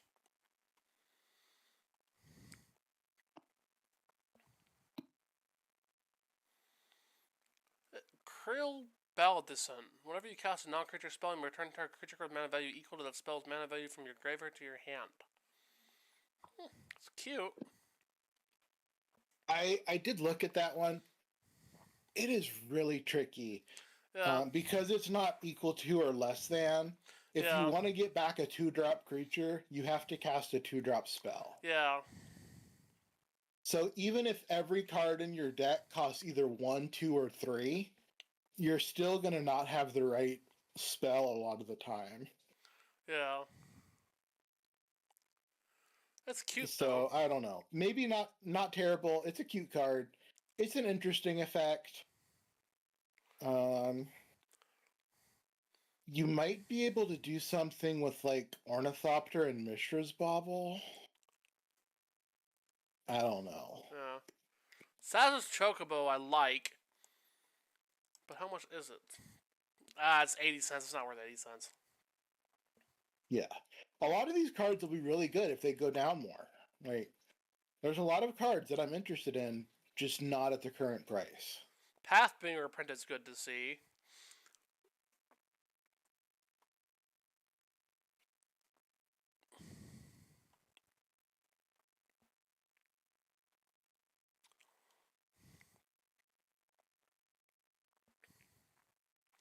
Oh. Cloud's Limit Break's kind of cute. It's not bad. It's just not exciting.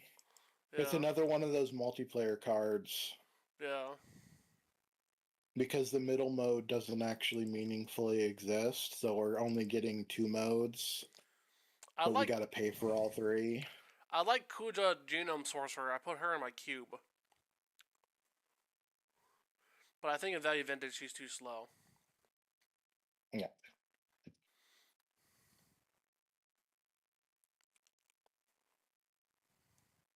Yuna's Whistle. Reveal cards from top of your library until you reveal a creature card.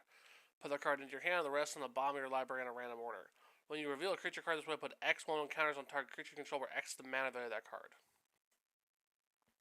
You can kind of do some Cascade shenanigans with that.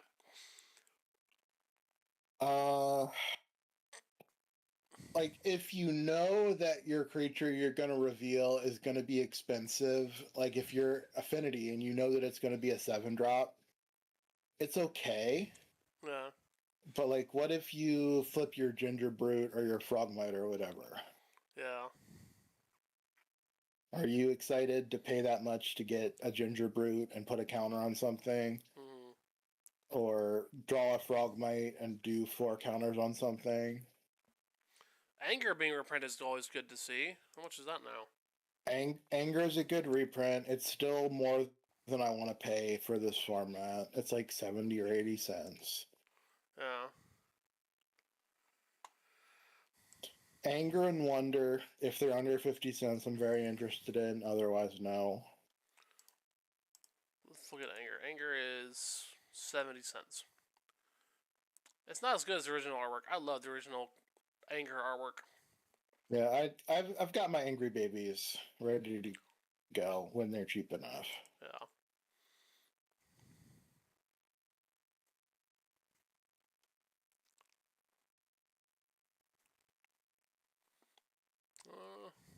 After I'm done with this page, we're done. Pierce Steel Paladin being reprinted is nice. Yep. He's Pure Steel Paladin has been reprinted before. He has been reasonably priced for a while. So I kind of focused on the reprints that went down a lot, Mm-hmm.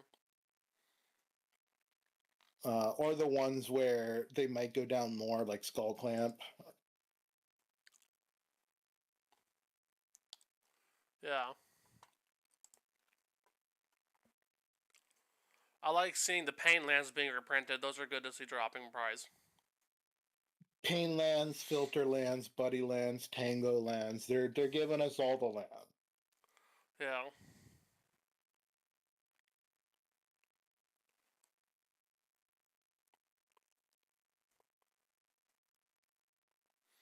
The Regalia is kind of cute.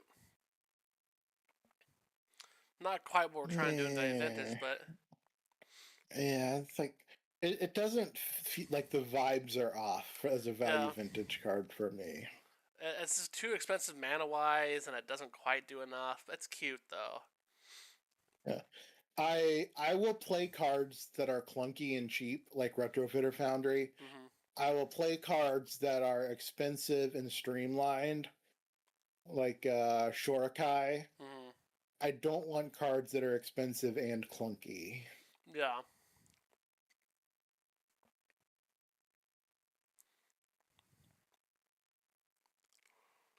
Conqueror's Feral being reprinted is nice to see. Not good in Value Vintage, but it's cute. No. Nope. Hypnotic Sprite. Counter target spells mana value 3 or less. So that's not irrelevant. That is a reprint, and it was already very cheap. Hmm.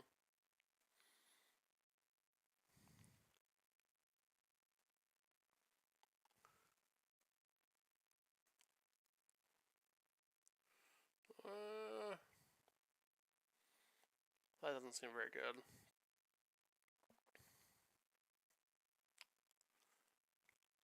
I've heard Stash Catroy is good in Standard.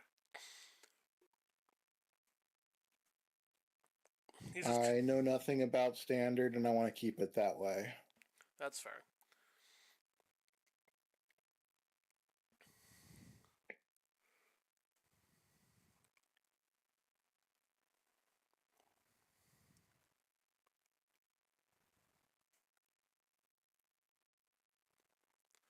Zodiark just seems like a bad card. Yeah. Chasm Skulker being reprinted is good to see. I mean, if you are a mono black deck and you are on Dark Rituals, maybe it's worth it, but I don't think so. Yeah.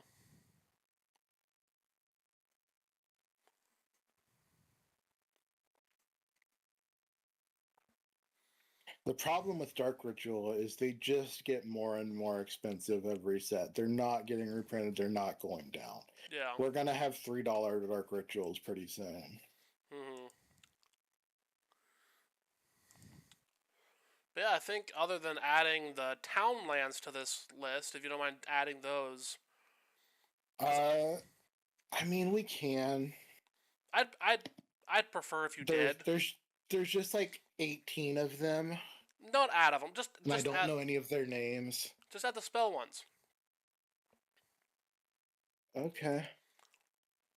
Can I just put town in the search bar? In Skyfall, No, yeah. I can't. You can do Typeline Town. Yeah.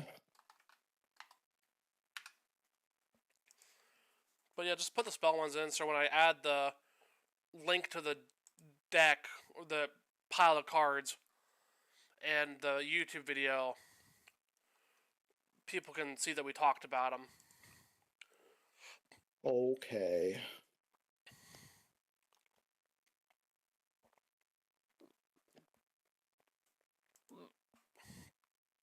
Because, like, Jadora at being at 70 cents is, like, not too bad for mill. Because if you combine But that... need to put all of the Guildgate towns in there, too? No. Just the spell ones. The Guildgate town ones suck. That's what I thought. That's why I left the towns off. I think the spell towns are worth adding in, not the upscale great ones. You could, in theory, if you played enough of Control, let's do Frank Sanity into Jador. Drew, you can just do Jador into Haunting Echoes. What's Haunting Echoes?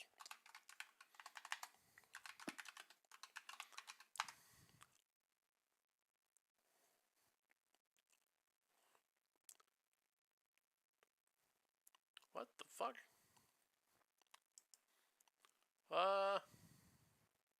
Oh yeah, that's cute.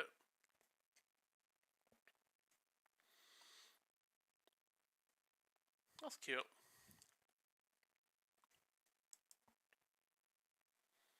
Yeah. I like the alt artwork for Jador too. It's very pleasant.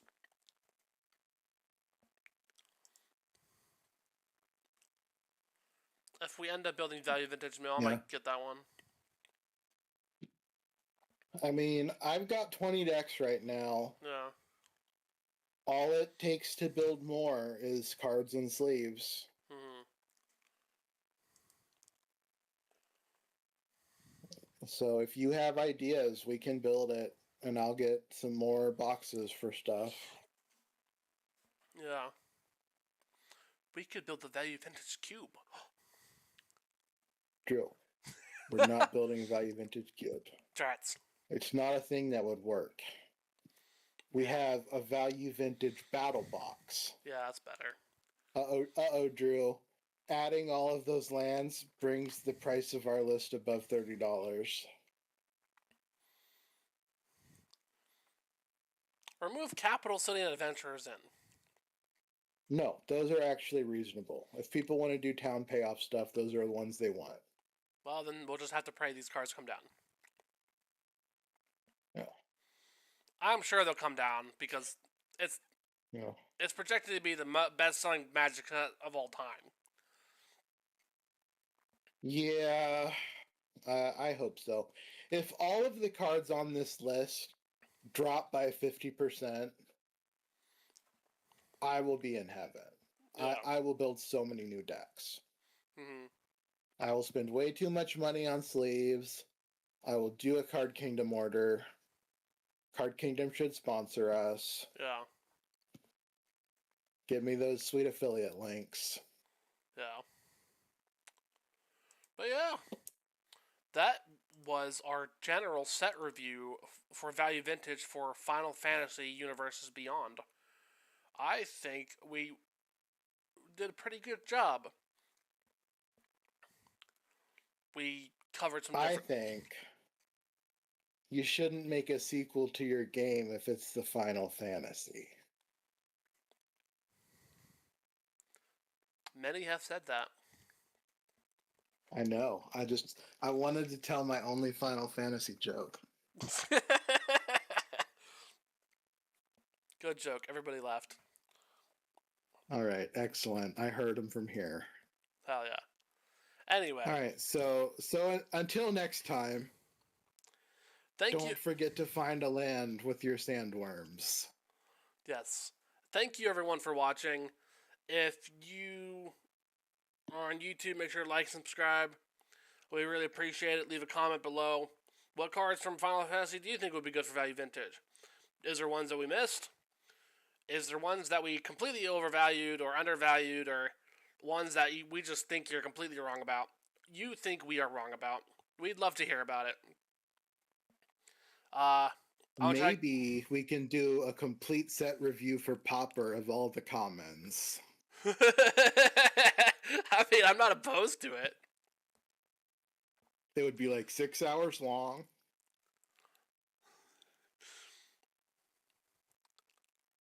Maybe. All right. But Until anyway. then, don't forget to like and subscribe. And there's a bell. I don't know what it actually does, but you can click it. Everybody says to do that. If you are watching on the left side of the screen, there is a little box that shows you all the other videos for Magic Talk with Toad, where we have been going over Value Vintage deck brews. Sometimes bring original decks, sometimes look at some of Toad's, sometimes trying your hands at meta decks. It's great. You should watch some. And above that is a suggested video for you to watch. I'm sure it's a great suggested video. You should watch it. It'll be great. And If you guys have preferences, like if you want to see more aggro decks or more combo decks, yell it out in the comments because we got all kinds of lists that we can pretend we know what we're talking about for. we can study the value vintage meta. No one else is doing We that, can really. go over it. We can go over the value vintage meta with a magnifying glass and draw completely erroneous conclusions because we don't actually understand how the cards interact. And then we can share those conclusions with you, our loyal viewers. It's brilliant. Absolutely brilliant. We can be like CDH YouTubers. Drew, I don't think I have an 11 hours final game in me. Anyway, if you're a CDH content viewer, there's a 50% chance we really like you. We consider you a friend. There's a 50% chance, I'm sorry, we have never heard of you. There's just too many of you. Yeah.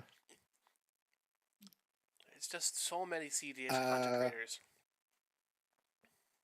Anyway. CDH has twice as many content creators because CDH games have twice as many players.